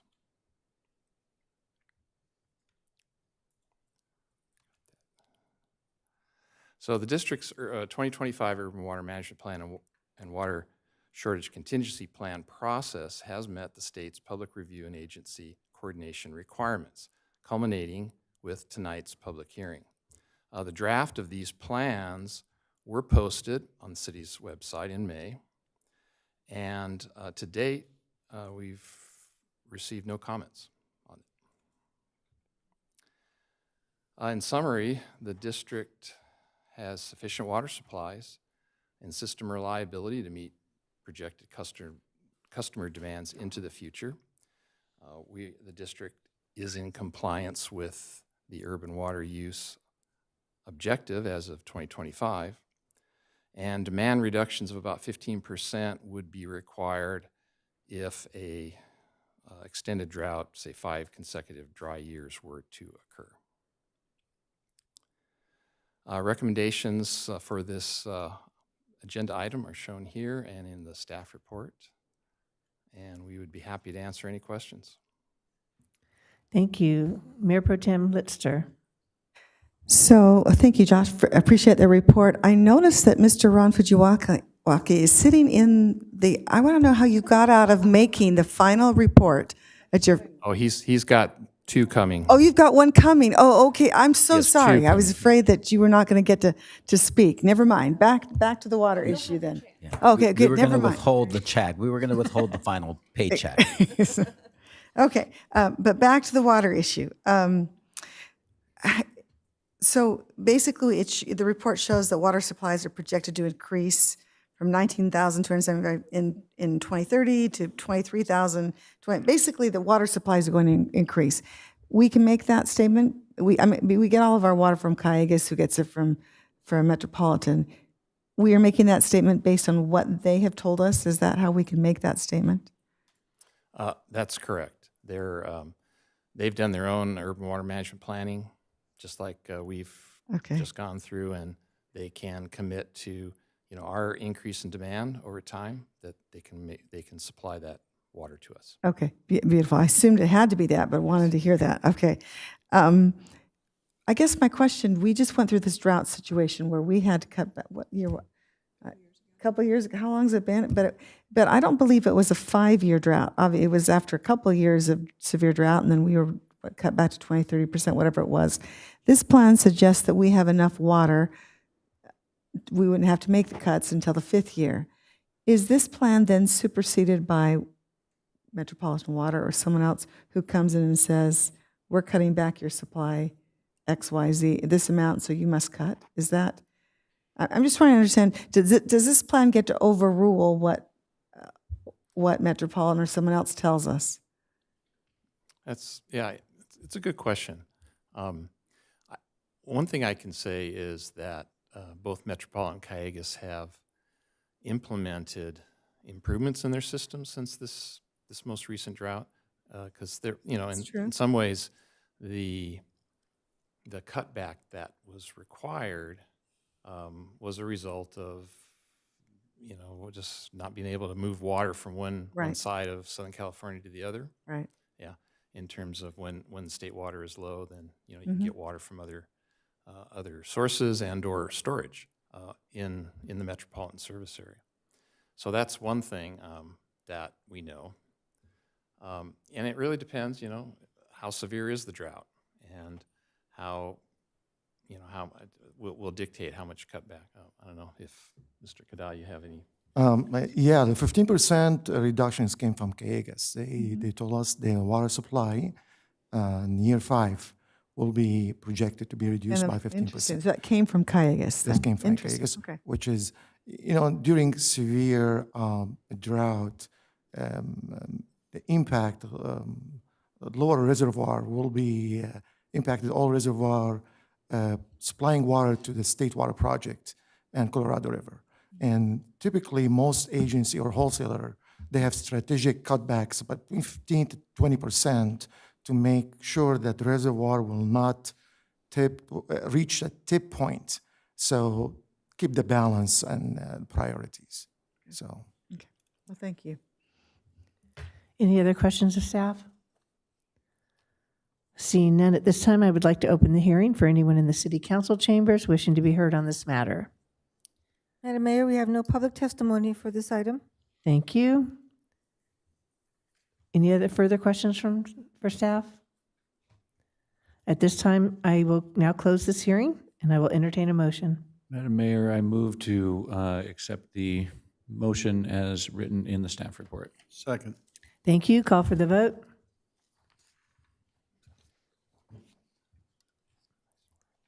The motion passes unanimously. Thank you.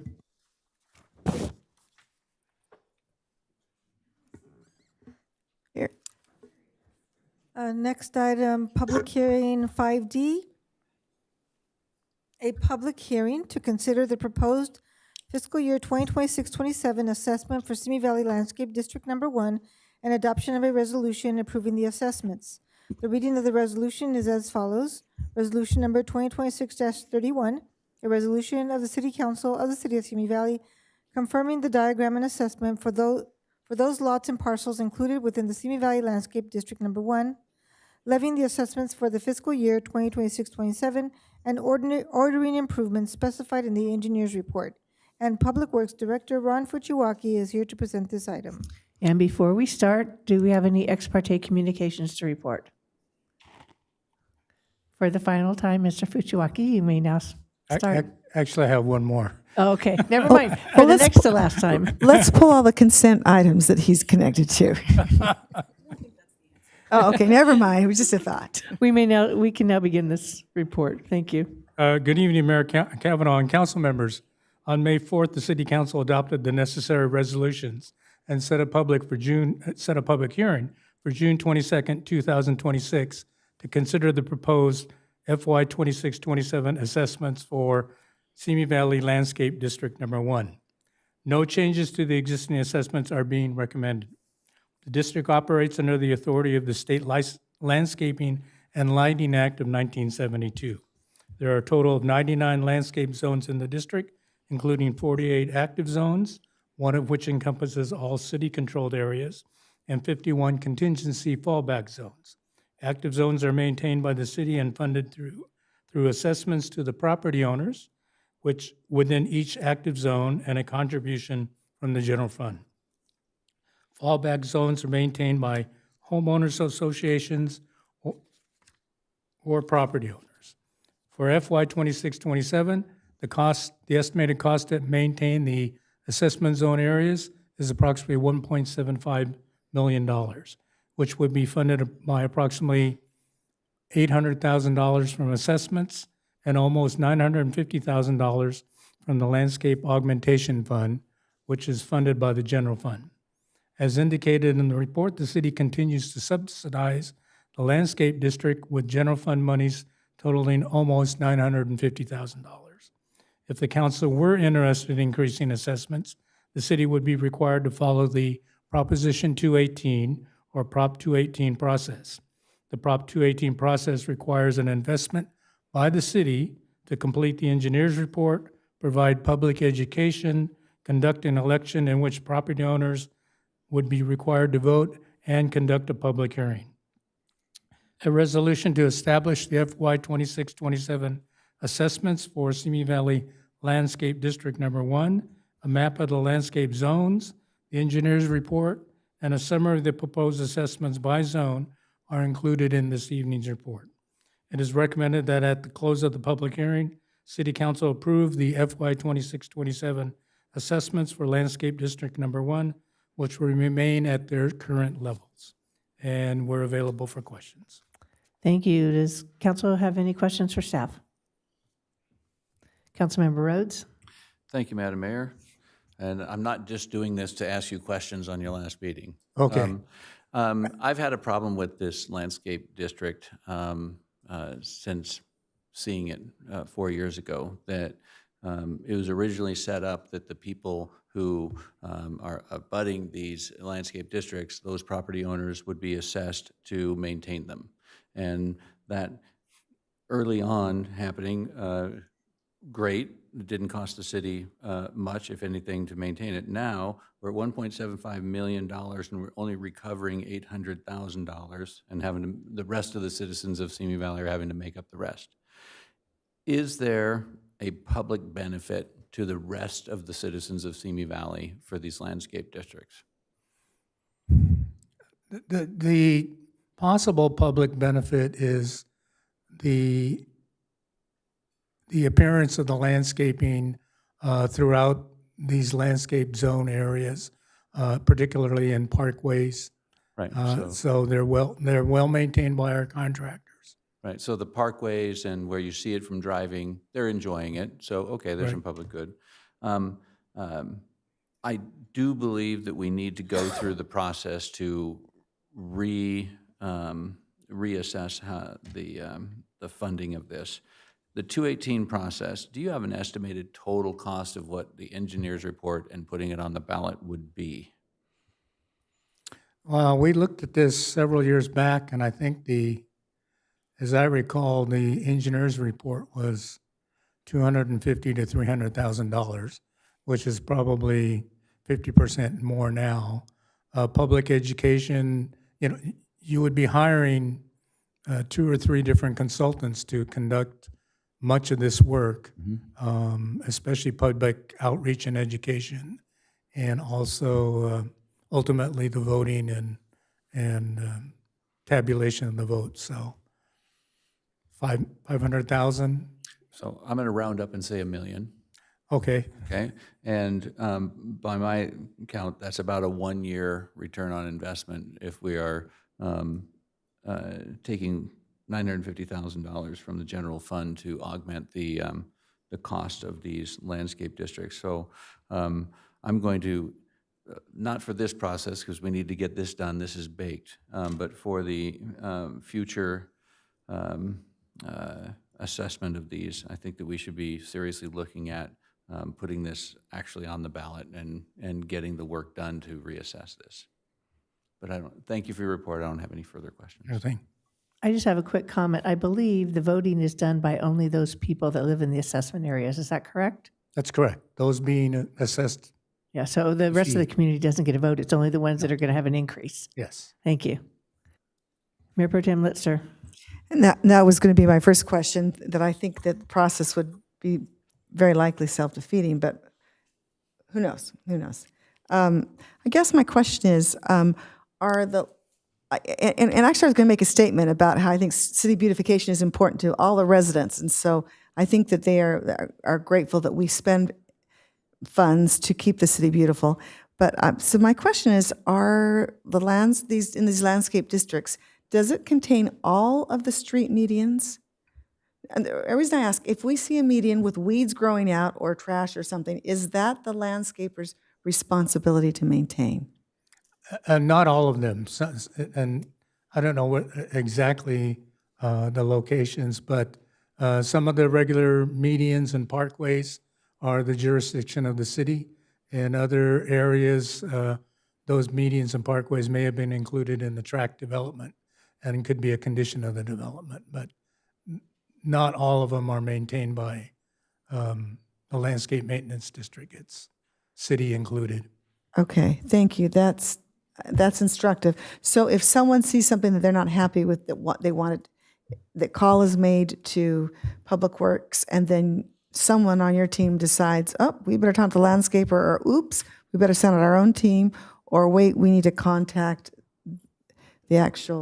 the property owner. Is that, so those are the 3 choices to get something cleaned up, kind of? That's correct. Whenever we get a request for cleanup or maintenance, our staff knows exactly who it belongs to or whose responsibility, so they will contact the appropriate HOA or whoever's in charge. Got it. Okay, thank you, Ron. Appreciate it. We're going to miss your answering questions, just for the record. Any other questions of staff? At this time, I would like to open the hearing for anyone in the city council chambers wishing to be heard on this matter.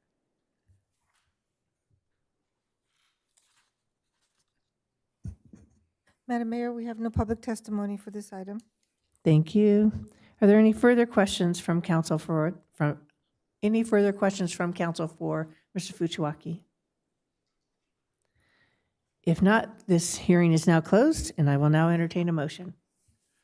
Madam Mayor, I move to adopt Resolution 2026-31 approving the fiscal year 26-27 assessments for Simi Valley Landscape District Number 1 pursuant to Streets and Highways Code 22-624. Second.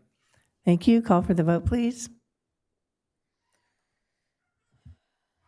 The motion passes unanimously. Thank you. Madam Mayor and members of the City Council, next on the agenda is item 7, the consent calendar. And there are 4 resolutions for your consideration this evening.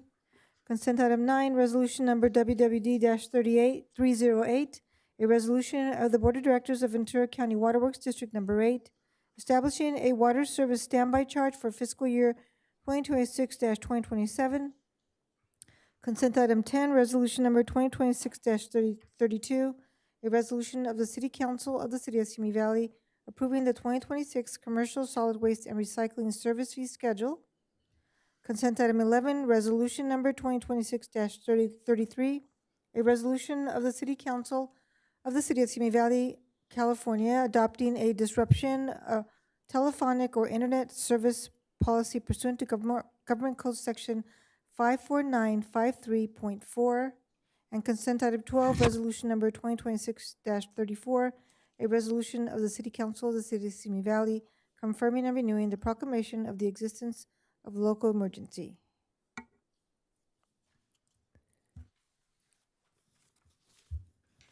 Does anyone wish to pull any I'll item, move or may I have a consent. motion? Oh, I'd like to pull item 10, please. Anyone else, any others? We have a motion to approve all the others. I'll move to approve all the other items under consent. Second. Call for the vote.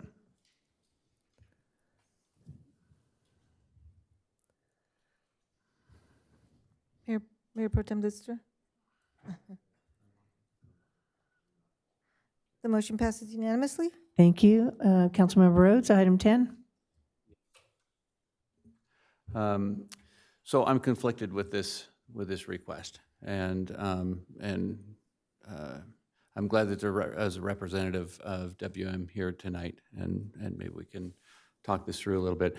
Start off my comments as WM's a great partner with the city, and appreciate everything that we do in coordination together as a company.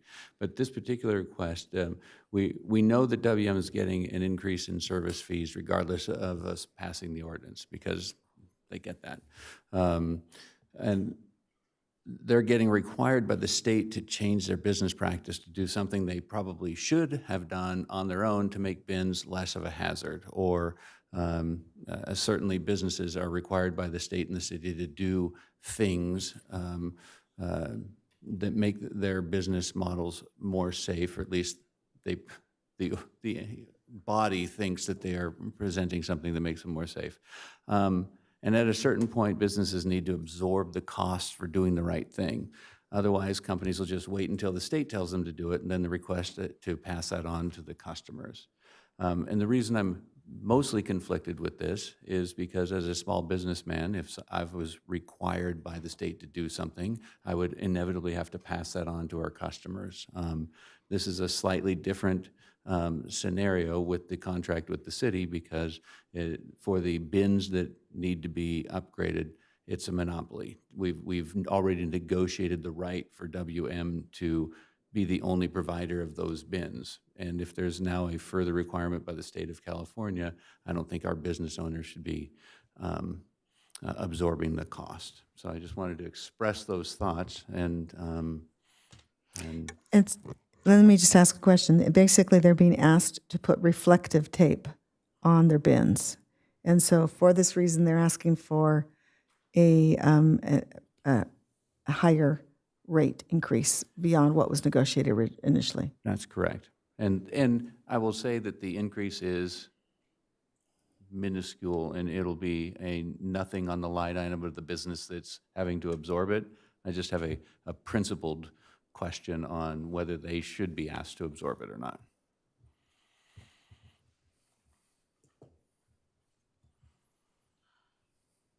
Who are you asking that to? And that's a great question. And then just to Just conversation? to clarify too, it's the $66,000 that we're talking about, right? Correct. And then that it will be divided over 8 years.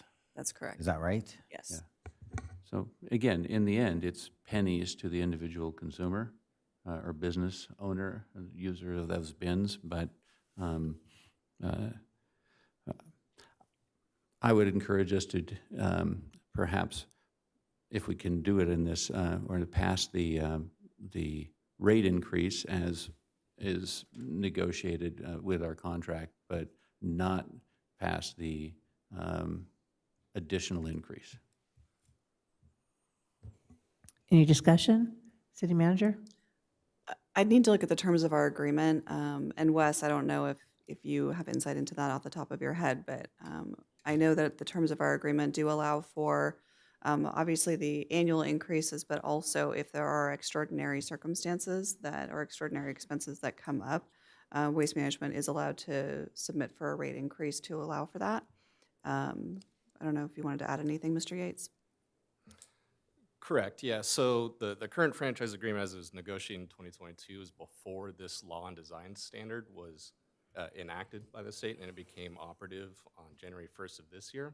So this is the first time that these costs to retrofit all these commercial containers could be recouped. Like was said, it's being divided over 8 years, so it's a very, very small impact to the business community, but it's just standard procedure as outlined in the current franchise agreement to ask for it.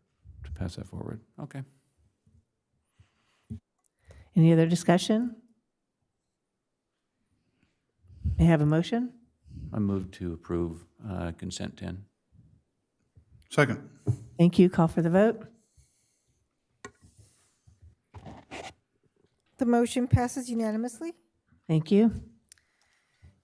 Madam Mayor and members of the City Council, next on the agenda is item 8A, second reading of ordinance numbers 1371, approving a change of zone classification Z-S-2024-0003 from residential moderate density RMOD and residential medium density RM to residential high density RH for property located at 1761, 1801, and 1807 Oak Road, and a determination that the project is exempt from the California Environmental Quality Act. The reading of the ordinance is as follows. Ordinance number 1371, an ordinance of the City Council of the City of Simi Valley approving a change of zone classification Z-S-2024-0003 from residential moderate density RMOD and residential medium density RM to residential high density RH for property located at 1761, 1801, 1807 Oak Road, and a determination that the project is exempt from the California Environmental Quality Act.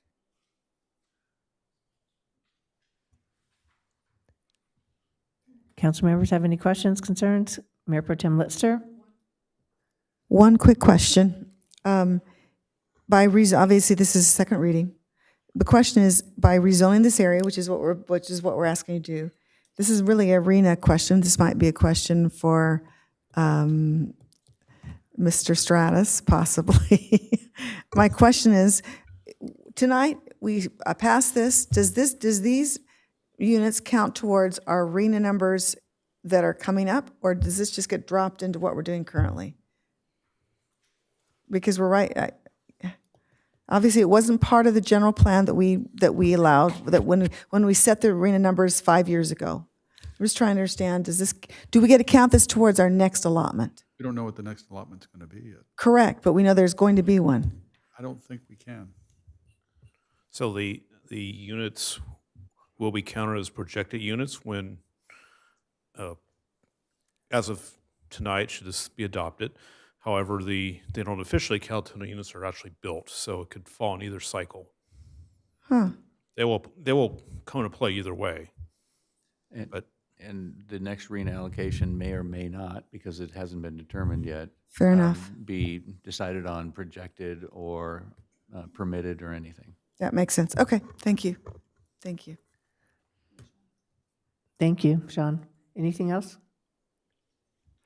I'm happy to move to adopt ordinance 1371 with modifications. Second.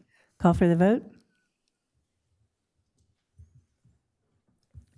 The motion passes unanimously. Thank you. Madam Mayor and members of the City Council, next on the agenda is item 9A, introduction of first reading of ordinance number 1368, updating Municipal Code Chapter 5, Title 4, and approval of resolution number 2026-10, adopting the updated emergency operations plan. The reading of the ordinance is as follows.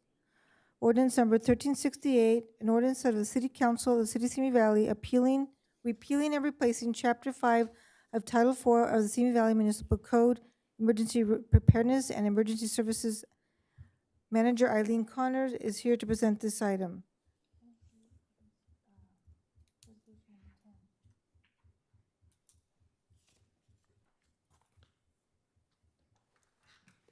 Hello, Mayor Kavanaugh, council members, city staff. I'm Eileen Connors, the Emergency Services Manager for the city. I lead the city to mitigate against, prepare for, respond to, and recover from disasters and large-scale emergencies. Joining me is Shannon Johnson, Emergency Services Coordinator, who leads the Disaster Service Worker Volunteers and the CERT team. Pardon me, can you hear me better now? I apologize for my cold. I am presenting about the city's updated emergency operations plan. First, I would like to introduce a key partner who reviewed the draft plan, provided feedback, and will sign off on the final version for their agency. From the Ventura County Fire Department, we have Assistant Fire Chief Dan Horton. Thank you to Ventura County Fire for their outstanding work containing and extinguishing the Sandy Fire last month. Thank you, Chief, for your contributions to the city's emergency operations plan. As you see in the agenda, I will start with the phases of an emergency. Then I will explain how the city's emergency management organization is interoperable with the other levels of government. I'll cover the purpose of the emergency operations plan, what materials are in the appendices and annexes, and an overview of the differences between this 2026 update and the city's initial EOP. Next, I will briefly explain how the Emergency Operations Center follows the Incident Command System. I'll touch on how training and exercising city staff and key partners on the plan will be used to capture lessons learned and improve the plan. I will explain how input was gathered from the whole community. Then I will review the City Council's role in the city's disaster response and important timelines, using the Sandy incident as an example. I will end on how this EOP fits with the city's hazard mitigation plan. Basis for emergency management are the phases of an emergency.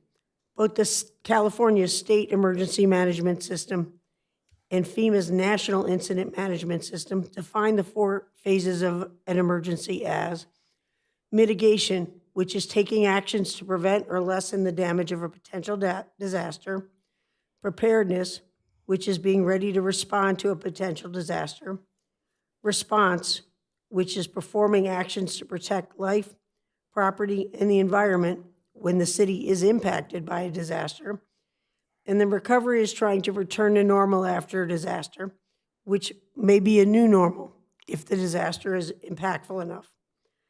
The city is always in one of these stages for each natural disaster that could impact Simi Valley. The National Incident Management System defines the emergency management organizational structure and the interoperability between levels.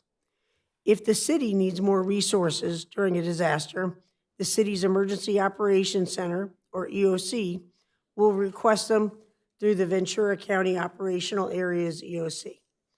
If the incident expands, the county EOC can request resources from the state via Cal OES and roll up to FEMA if necessary.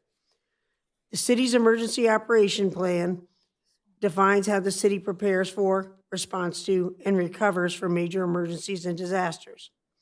Also called an EOP for short, this plan identifies the roles, responsibilities, and lines of successions of the city's emergency organization and the conditions under which the EOP is activated.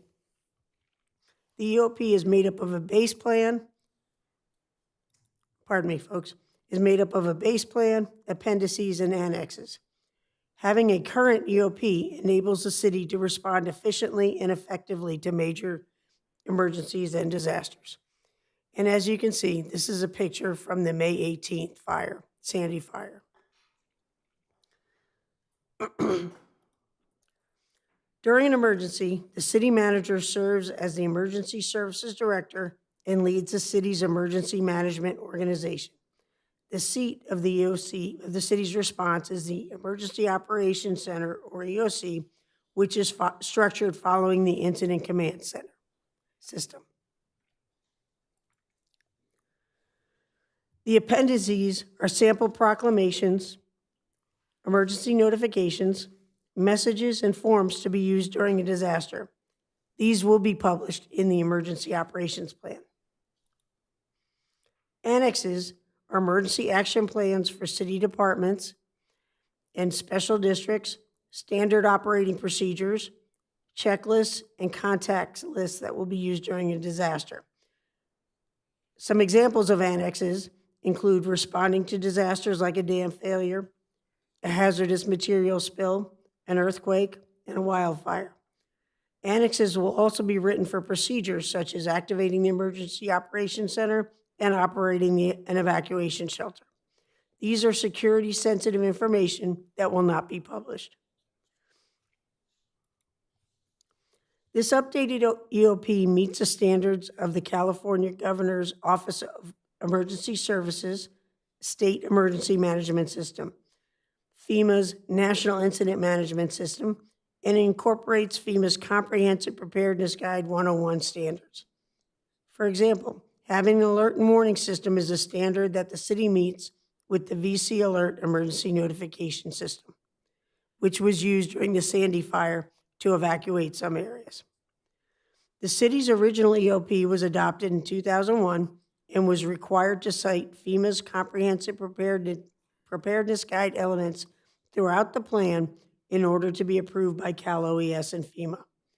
Currently, both FEMA and Cal OES require each city to have a current EOP in order to be eligible for disaster reimbursement, but the agencies no longer review each plan. Instead, Cal OES relies on the respective county Office of Emergency Services to review and approve each city's plan in their area. This change in requirements has enabled Simi Valley to streamline the EOP to focus on operations. Ventura County Sheriff's Emergency Services has reviewed and approved Simi Valley's updated EOP. Simi Valley's Office of Emergency Services aims to conduct trainings and exercises for the EOC staff and agency partners every 6 months. The staff captures lessons learned and uses these to improve the EOP. Each year, the Emergency Services Manager will review the annexes with the respective city departments and partner agencies to ensure that the procedures, policies, and information are current. If the EOP needs revisions that require City Council approval, the Emergency Services Manager will bring the new EOP before the City Council for approval. The current best practice is for the Emergency Services Manager to update the City Council on the EOP every 3 to 5 years. California, pardon me.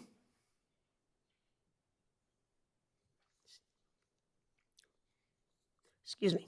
Emergency Services gathered input about the city's preparedness from agency partners in the whole community via workshops and a public survey for the Tri-Cities Evacuation Awareness Plan in 2024.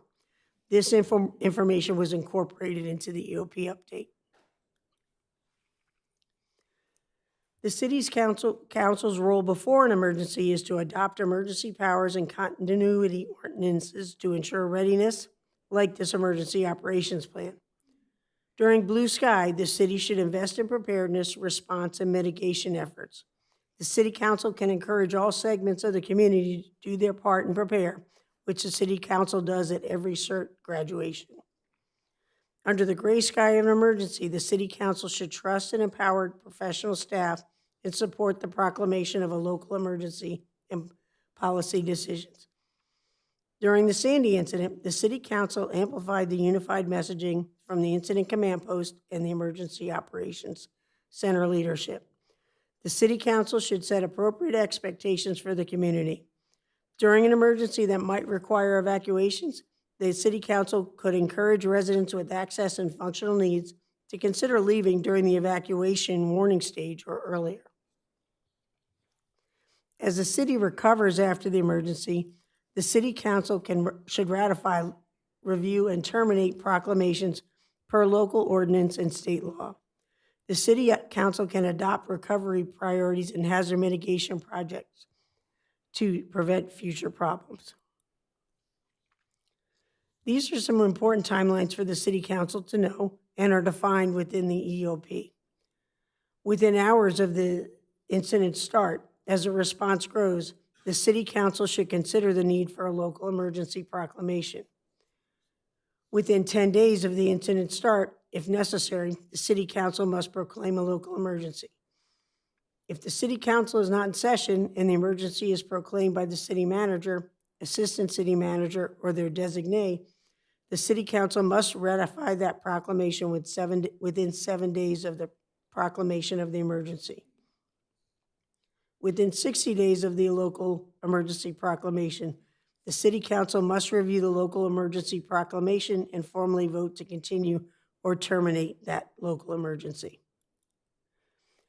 The Sandy Fire was an excellent example of that. The fire began about 10:18 a.m. on Monday, May 18, 2026. The fire quickly spread due to the winds and the topography. 3 days later, on May 21st, the city manager, as the director of emergency services, declared a local emergency pursuant to Section 4-5.06 of Simi Valley's Municipal Code. This unlocked emergency powers and state procurement requirements in case the city needed to use them. On Tuesday, May 26th, the City Council held a special session to proclaim a local emergency and ratify the city manager's earlier proclamation of a local emergency. The City Council's emergency proclamation will expire 60 days later unless terminated sooner or extended by the City Council.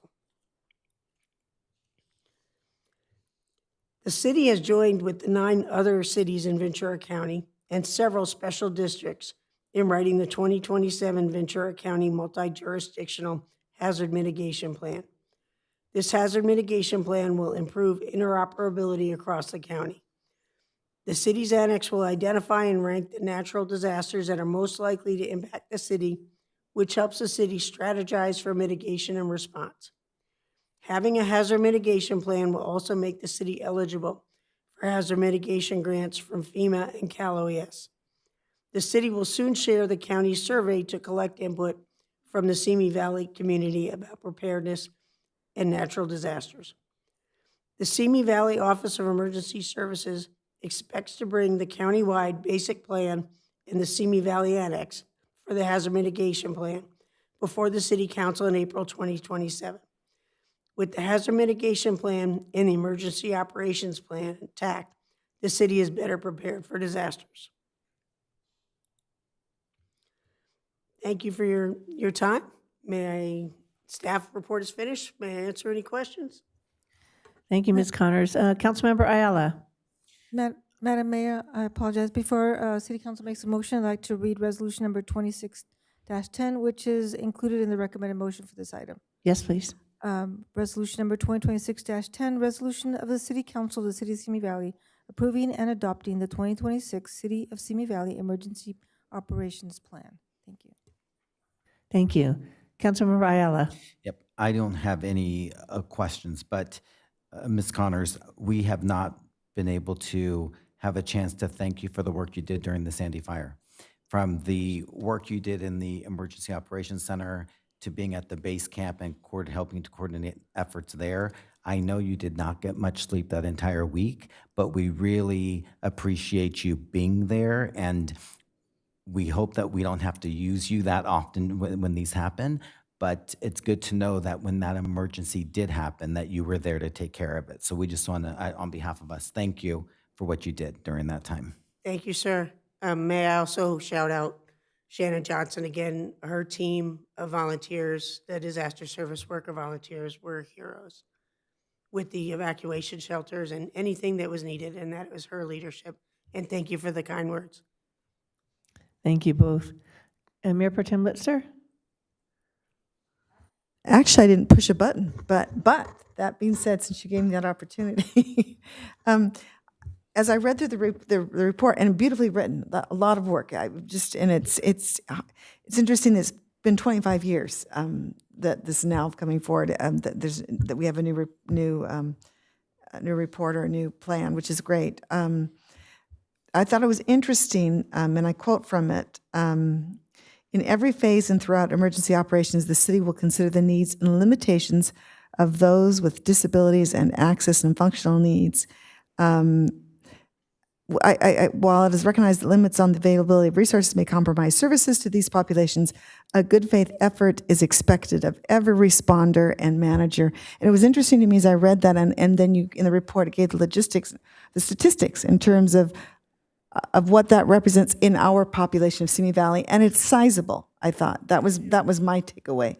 It just magnified to me that I was appreciate that they were very mindful of populations that have greater accessible needs, and that that it was a requirement that everyone, that they be top of mind. And so anyway, so I read the report, I just found it very, very informative, so thank you. Not really a question, but thank you.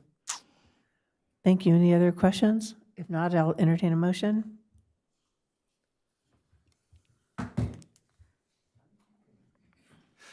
Madam Mayor, I moved that the City Council introduce and approve the first reading of ordinance number 1368, which updates Chapter 5, Title 4 of the Simi Valley Municipal Code, and adopt Resolution 2026-10 approving the city's updated emergency operations plan. Second. Call for the vote.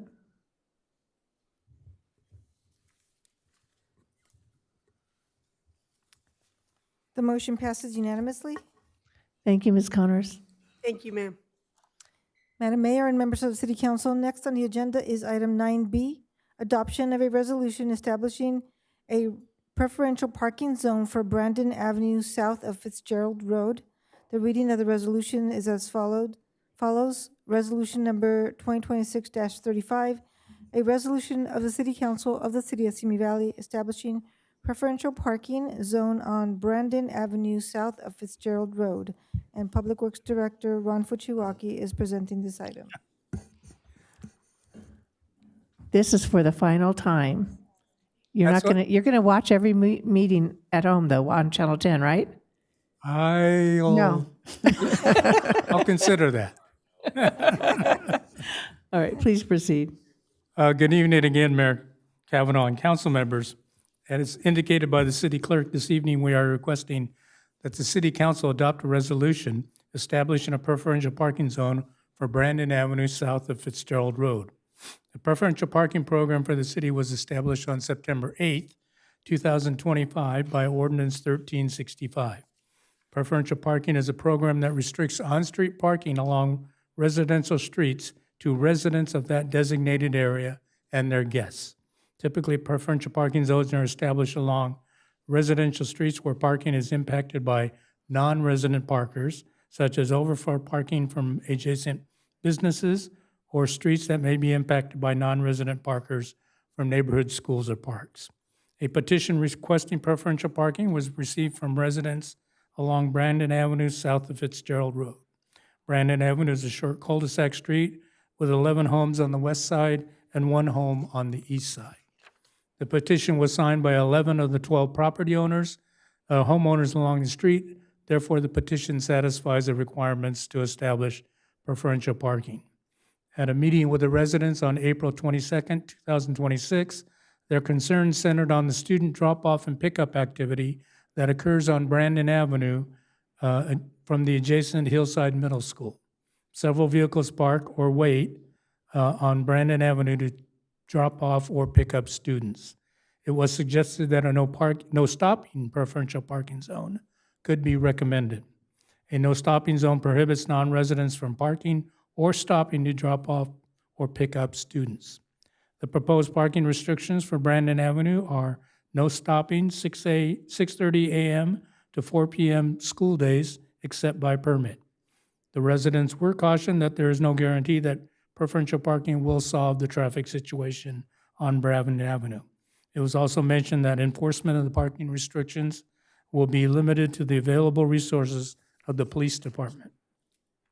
If approved, each dwelling will be eligible to obtain up to 3 residential permits and 2 visitor permits. The ordinance authorizes the City Council to establish permit fees by resolution, so staff will return at a future meeting with the proposed permit fee after completion of the required notice and hearing process and preparation of additional information regarding the city's anticipated cost of administering the preferential parking program. It is recommended the City Council adopt a resolution establishing a preferential parking zone for Brandon Avenue south of Fitzgerald Road. And that concludes my very last staff report, and we are available for questions. I would like to note that there are some residents of Brandon Avenue in the audience that have come in support of their preferential parking zone. And I'd like to thank you for sticking it out this long. Are there any comments or questions from council? Councilmember Ayala. Yes, the basic question. Did they follow all of the procedures that we had laid out in terms of the process to get the permit? Yes. Then I drove down that road by your houses. They're nice houses there. It's a very narrow road, right? So even when I was driving in, if one car is coming, it's pretty dangerous in there, right? So it makes sense that people are not. I can see it could be very dangerous if people are parking there. I just wanted to clarify that in the ordinance itself that we had passed, it did say that cars are able to park there for school-related like activities throughout the year. So it may be that even with the signs up, that there may be, as long as you are notified in advance, cars will be able to park there. So I just wanted to make sure, I think that's in the ordinance, correct? Oh, like for graduation Or different events. Right, special events, and the Special schools are events. supposed to notify So I just ahead of wanted time. all the residents to know that, because there may be times where you are notified that even though the signs are there, cars are going to be parking there for certain types of events throughout the school year, just so everyone's aligned. And then I think I talked with the city manager today, and I think you said that if we were to pass this, that staff would be in communication with the school so they can notify the parents, correct? Correct, and I know that the school has already been reaching out to the parents to notify them that they should not be using Brandon as a drop-off and pickup area, but the expectation is that we'll be reconnecting with the schools to ensure that information is shared before the beginning of the new school year. Very good, thank you. Councilmember Rhodes. Thank you, Madam Mayor. I did have a first question. At the end of that cul-de-sac, and maybe the residents will know, is there a gate then that goes into the school when they drop them off at the end of the cul-de-sac? Do they go through? So they're just dropping off and then they're walking back around the front? Okay, thank you. That's correct. I'm not aware of any gate or access from the cul-de-sac, So it's just, unless they jump a fence or something. so they're just using the cul-de-sac because it's easier than trying to get into the school itself? Into or on All the right. street, yes. Okay. I love that we have the ability for residents to solve these kind of problems on a neighborhood level, and this is exactly why we put this ordinance in place. What do you think is the possibility of completing this signs installed or permits issued by the beginning of the next school year? And that is our goal, is to implement this by, I looked it up, I believe school starts August 20th. So our goal is to implement everything by then. One of the things we need to do is, we do have a fee consultant on working on the overall citywide fees, and we hope to be able to get him or her to do a quick study and what the fee should be, so that can be brought back in, well, late July or early August, so it could be implemented. Excellent. And then the signs and the permits, we'll be working on that while they're working on the fee calculation. Excellent. And for our city manager, in terms of enforcement, you and I have discussed setting an expectation of enforcement of these. It's not like we're going to live in the cul-de-sac and hand out parking citations anytime someone violates this code. What should an expectation level of enforcement be for the residents? When I was in communication with the police department today, the police department obviously does want to support whatever ordinance goes into place. However, we only have one PSO, and they are typically the one person that would be providing the citations. So there's one PSO that'll be working during school days. So PD will do the best that they can to ensure that there's education and enforcement out there. But certainly, if I can't guarantee that we're going to have someone in the cul-de-sac every day. So, and I wanted to take that and sort of set expectations as I see them, and that is this. If you put this in place, it makes it very clear what the rules and regulations on drop-off are. And then a few days here and there of enforcement, word spreads, and it becomes very clear as to what the expectations are. Parents talk. And so there's not going to be a need for that daily presence. But certainly, just like with any other school, when we have traffic issues we need to mitigate, we send people for a little while, and pretty soon it mitigates, and people know what the expectations are. So I would expect at the end of this that your problem is going to be solved, but just don't expect someone to be there every morning for that one bad actor that didn't get the memo. Mayor Pro Tem Litzer? Thank you. I want, as I recall when we did this ordinance, ultimately the city council has discretion over approving it obviously the residents have placed this petition, but ultimately we have the authority to approve or disapprove, correct? Okay, I just wanted to make sure that was in my understanding. Were the homes that are there, and I will say it's a beautiful community. It was lovely to drive, and I did drive there, and anyway, it's a lovely cul-de-sac road with were the homes there built there before or after Hillside? Where they look newer. They look like the Hillside was there first, and then the homes were built. Do we know that? Hillside opened in 1974. Okay, so I think. Hillside was built first, And we're right in there. and then that beautiful community was built next to it. Okay, the reason I'm asking, and maybe this comes from being a mother of 5 children who drove kids to school for 20, 30 years. As I drove that community and saw what a busy road, as a mother, I would not want my kids crossing that road to try to pick them up. And so I could see why they would want to go into your neighborhood to pick up a child.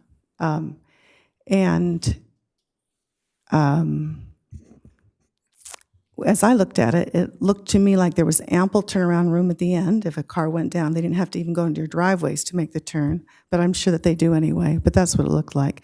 The other thing, but also I also noticed that there's a no stopping sign on the east side. There's no stopping, so where it is narrower, the cars are not to park or stop. It looks like they're only allowed currently to stop on the west side, theoretically, if they're not in front of a driveway, et cetera, but not on the east side where it's narrow.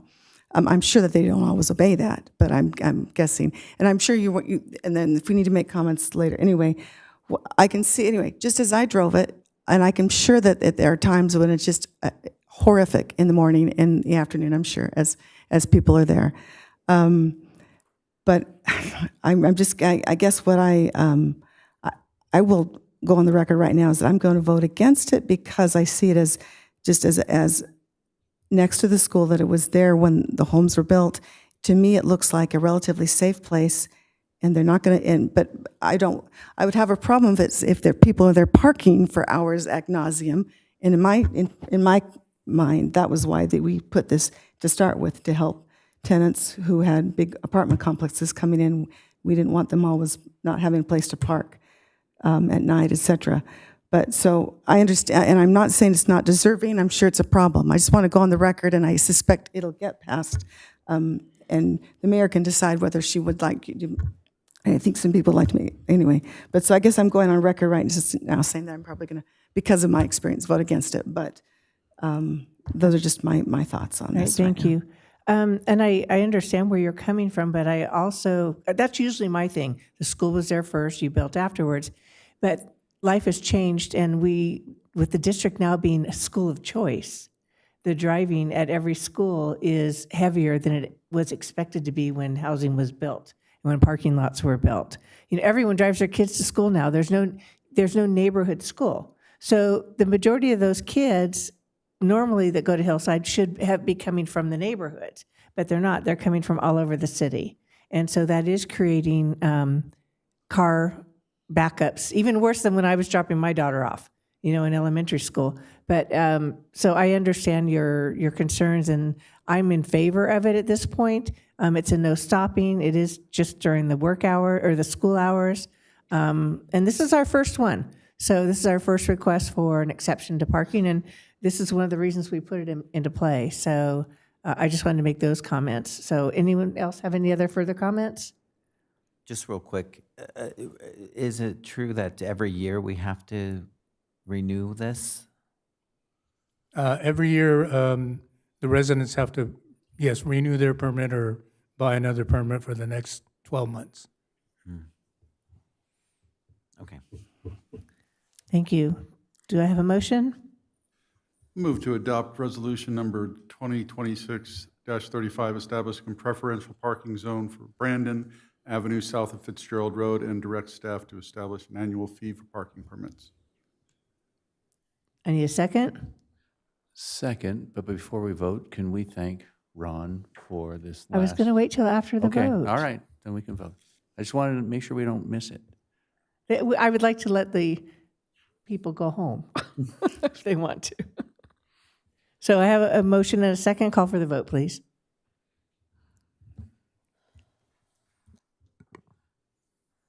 The motion passes with Mayor Pro Tem Lister voting no.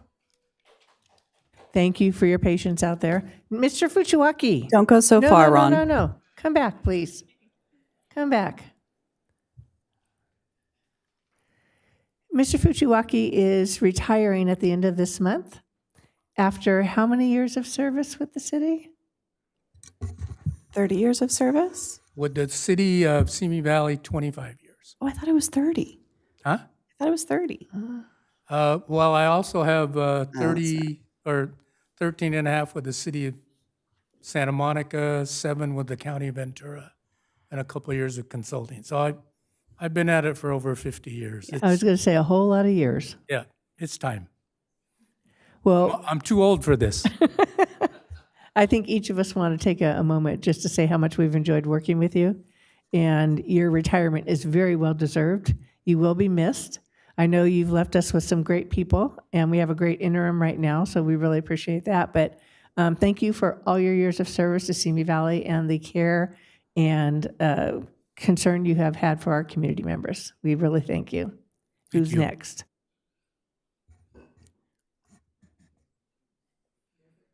Mayor Pro Tem Litster. Ron, you have answered I don't know how many ad nauseum questions of mine, so thank you very much.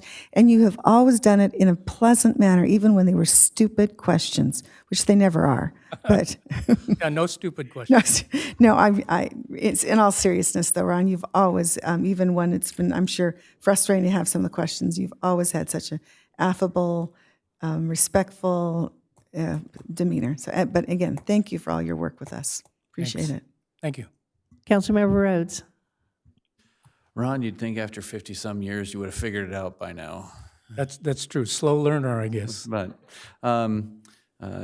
councils come and go, but cities run on the consistency of the people that are behind the scenes and in the trenches and doing the work, and in your case, maybe the literal trenches.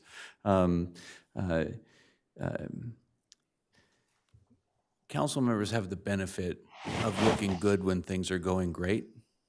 And because of you and your team and your service, you made a whole bunch of council members look great over the years. I've only been honored to serve with you for 3.5, but for 3.5 years, I've looked pretty good. We fixed the dang potholes. So you're going to be missed. And if you don't look at another city council meeting, I will completely understand. So bon voyage, good work. Thank you.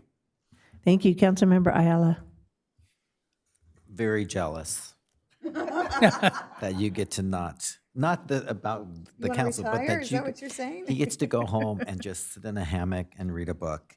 And when I think about you, when Sam, our city manager, when we chat a little bit, she said it's just the institutional knowledge that she said that we're really going to miss out on. But what I always appreciated is we would ask you questions like, have we ever done this? And you would just say, I think a few years ago, what's so funny is we just believed it.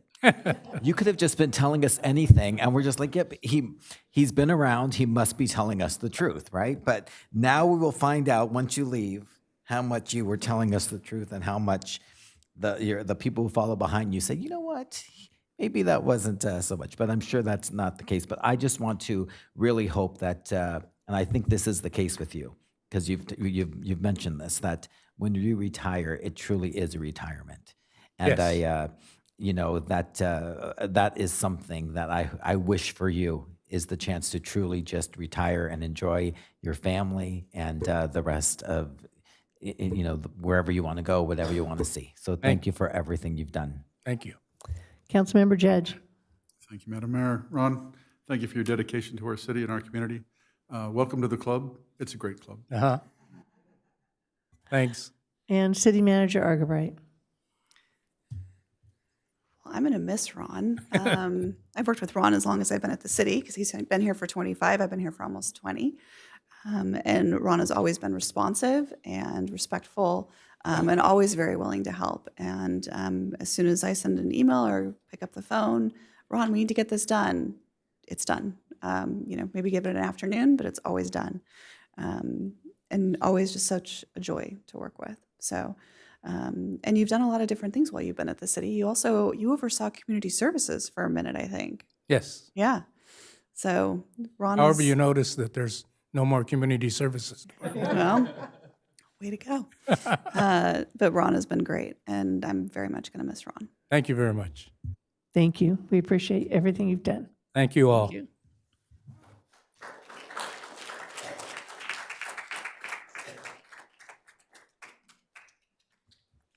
Also retiring at the end of this month is our Deputy Director of Community Programs and Facilities, Anna Medina. And Anna is not here this evening, or we would have given her the same going away concerns. But Anna has done a great job in working on our Cultural Arts Center and all the various areas, some of the library, and she's going to definitely be missed also. And Councilman Rocky Rhodes and I will be sending her a big farewell to her. She's coming to the retreat On her last day of service to the city, she's doing the Arts Commission retreat. So she really is. She is. So we will send her off at that time. Oh, thank you. Make sure you give her best wishes from all of us. Will do. Thank you. Madam Mayor, members of the City Council, next on the agenda is item 10A, council member reports. Councilmember Ayala. I will make this quick. It is very late. So Wednesday, June 10th, I had a meeting with the city manager to catch up on a few items. On Thursday, June 11th, I attended the 4th of July committee, which you guys continuously hear about, so I want to talk much more about that. June 13th, I attended the community breakfast, and so congratulations to all of the volunteers of the year that were chosen by their nonprofits. On June 18th, the Regional Defense Partnership meeting, where we adopted the budget for the next year. June 18th, another 4th of July committee meeting. On June 20th, the Pickle and Play grand opening, and also I volunteered at the Chili Cook-Off, once again for CME 250, the 4th of July. That's coming up. And then the last thing for me, which I will say, is we have my guest here is Isaiah and his mom, Vita. And just the quick story is that Mayor Kavanaugh and I met him at the Reagan Library last year and during the holiday season.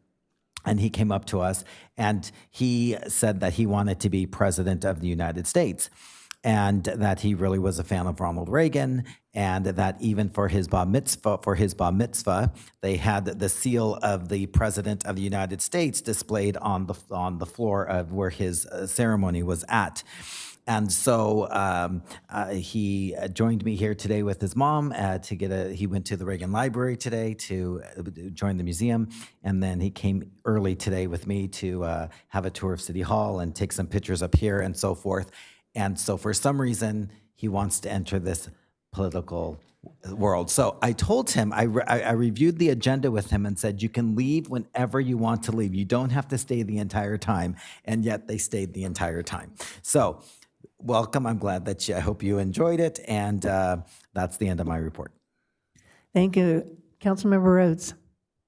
Thank you, Madam Mayor. Isaiah, I'm sure you're completely out of the idea of running for council at this point. Thursday, June 11th and 12th, Councilmember Judge and I attended the SCAG EAC board retreat. We're planning the year's activities. On Sunday, June 14th, I attended the Flag Day ceremony at the Town Center. On Wednesday, June 17th, I loved coming by and seeing the city summer employee luncheon here. It was so well organized, got everybody in and out with the food so you could just socialize and enjoy the day, and perfect weather. On Saturday, June 20th, I also attended the opening of Pickle and Play. And on Sunday, the 21st, I got to cash in a certificate that I purchased at the Boys and Girls Club auction, and we went up to the Polo Grounds in Santa Barbara and watched polo, which is still, I don't understand the rules, but it was really fun. Thank you, Councilmember Judge. Thank you, Madam Mayor. On Thursday and Friday, June 11th, 12th, as was spoken, I was at the EAC retreat representing VCTC for the SCAG district. On Sunday, June 14th, I attended 3 different Flag Day events, one at the Elks, one at the Town Center, and I can't remember what the other one was, but there was 3. Also, that was the Army's birthday, so it was a big day for me. I hope everybody enjoyed the COA fundraiser for the Meals on Wheels at the Santa Susana Performing Arts Center. If you weren't able to go, they do accept donations online. And remember, that money goes to support our Meals on Wheels. On Wednesday, June 17th, I attended the employee luncheon out here in the City Civic Center, and I was glad to see all the employees having a good time. It was a very well-done event. I liked the way you guys did it this time. There was lots of shade, and there were games. It was great. On Friday, June 19th, I attended the Steve Boys dedication ceremony of Cayugas Water District over in Moore Park. This is their emergency generator well field building. Basically, they have huge generators there that make sure that they can pump water out of their wells if there's any kind of power outage, which, you know, we get a lot, especially during fire season. Later that night on Friday, I attended the Channel Counties Division Dinner for the League of Cities in Ventura with Councilmember Rhodes and Mayor Pro Tem Lister and Louis Garibay, our Assistant City Manager. So that was an interesting night, and actually there was an economic speaker there, and he was not horrible. It actually had good news. It was really good. I mean, usually economic speakers tell you, oh, we're all getting too old and everybody's going to leave. But no, this guy was pretty good. On Saturday, June 20th, I did not only attend, but I participated in the Knights of Columbus Chili Cook-Off, and I think my wife said we came in 6th or 7th, I'm not sure. But anyways, we have a great time, and that's for fun only. On Sunday, June 24th, I hope everybody had a great Father's Day. I did, and I celebrated over the Elks Lodge. And that's the end of my report. Thank you. Shout out to Heather, who was also at the dinner. Oops. Mayor Pro Tem Litzer. I was going to mention her. That's fine. Thank you. On Wednesday, June 10th, I met with some residents who are concerned about vacant property in their neighborhood. Thursday, June 11th, attended the tri-agency meeting that was held here at City Hall. We have now met 3 times in the last several months, which has got to be a record because it's been years, but there is definitely some tri-agency work happening, and so it's been some good discussions about a variety of topics, and so appreciated that opportunity to get together with our school district and our park district. On Friday, June 12th, attended the Conejo-Simi Moore Park Association of Realtors Mayor's Roundtable, where Mayor Kavanaugh represented us well, and it was a good conversation there.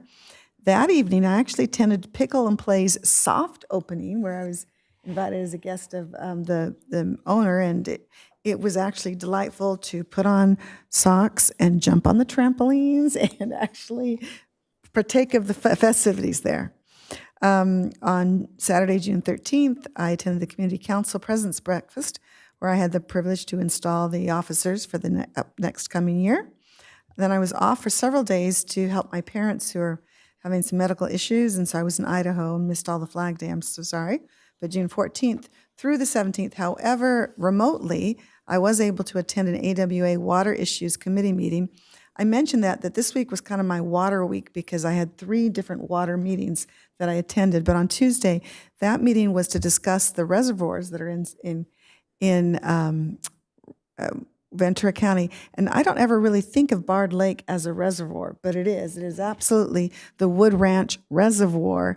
And what I learned is that that reservoir is probably one of the best reinforced in terms of earthquake preparedness, et cetera. And so I think we should be, that was good to learn, but it was interesting that others are having to do some retrofitting to get to certain levels, but we're in pretty good shape.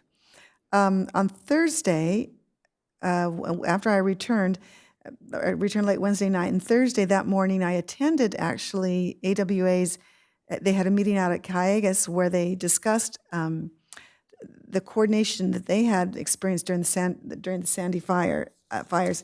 And it was interesting, some of the statistics that came out of that meeting. I thought you might be interested in knowing that during the fire, of course, it was 2,100 plus acres that were burned, but they implemented, there was eight aircraft that did a total of 808 water dips out of Bard Lake, taking 787,440 gallons of water, which represents 2.42 acre feet of water. And some of the things that they had to do in preparation because of the fire, they had actually increased their supply because they recognized that residents and firemen were accessing fire tanks, et cetera, or water. And so they had to increase their supply, filling tanks.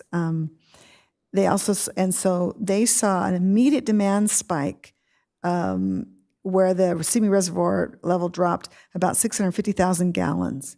That were immediately drawn from hydrants, et cetera. And they estimate that Golden State had a demand spike of about 550,000 gallons. What I thought was interesting, though, was that with all this water taken, the question was asked, how much did it cost, who pays for it, et cetera.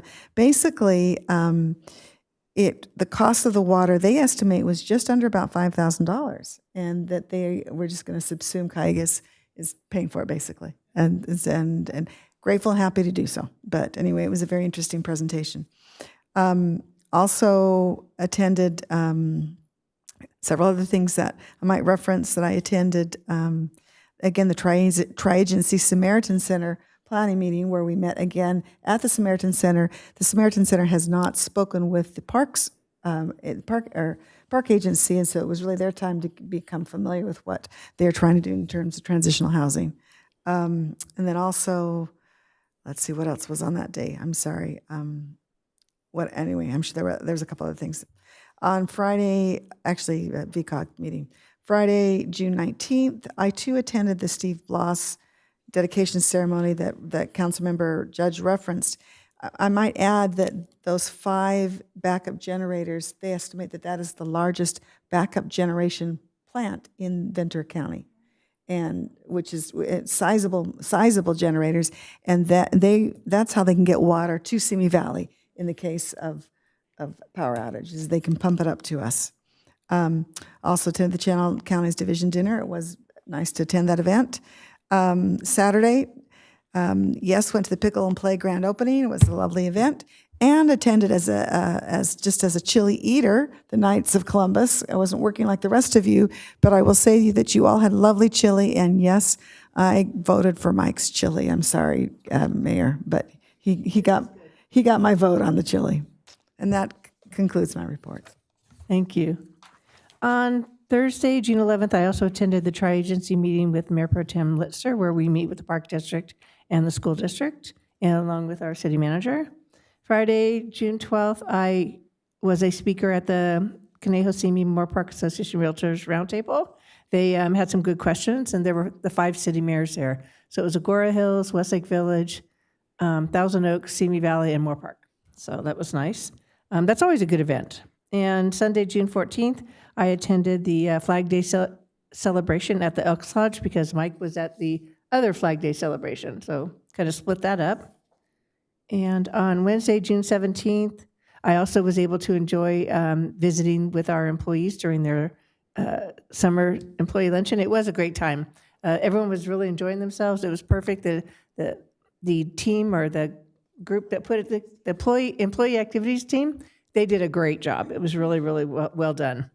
On Saturday, June 20th, I was also participating at the Knights of Columbus Chili Cook-Off, and that was a lot of fun. Great turnout. They do a great job there.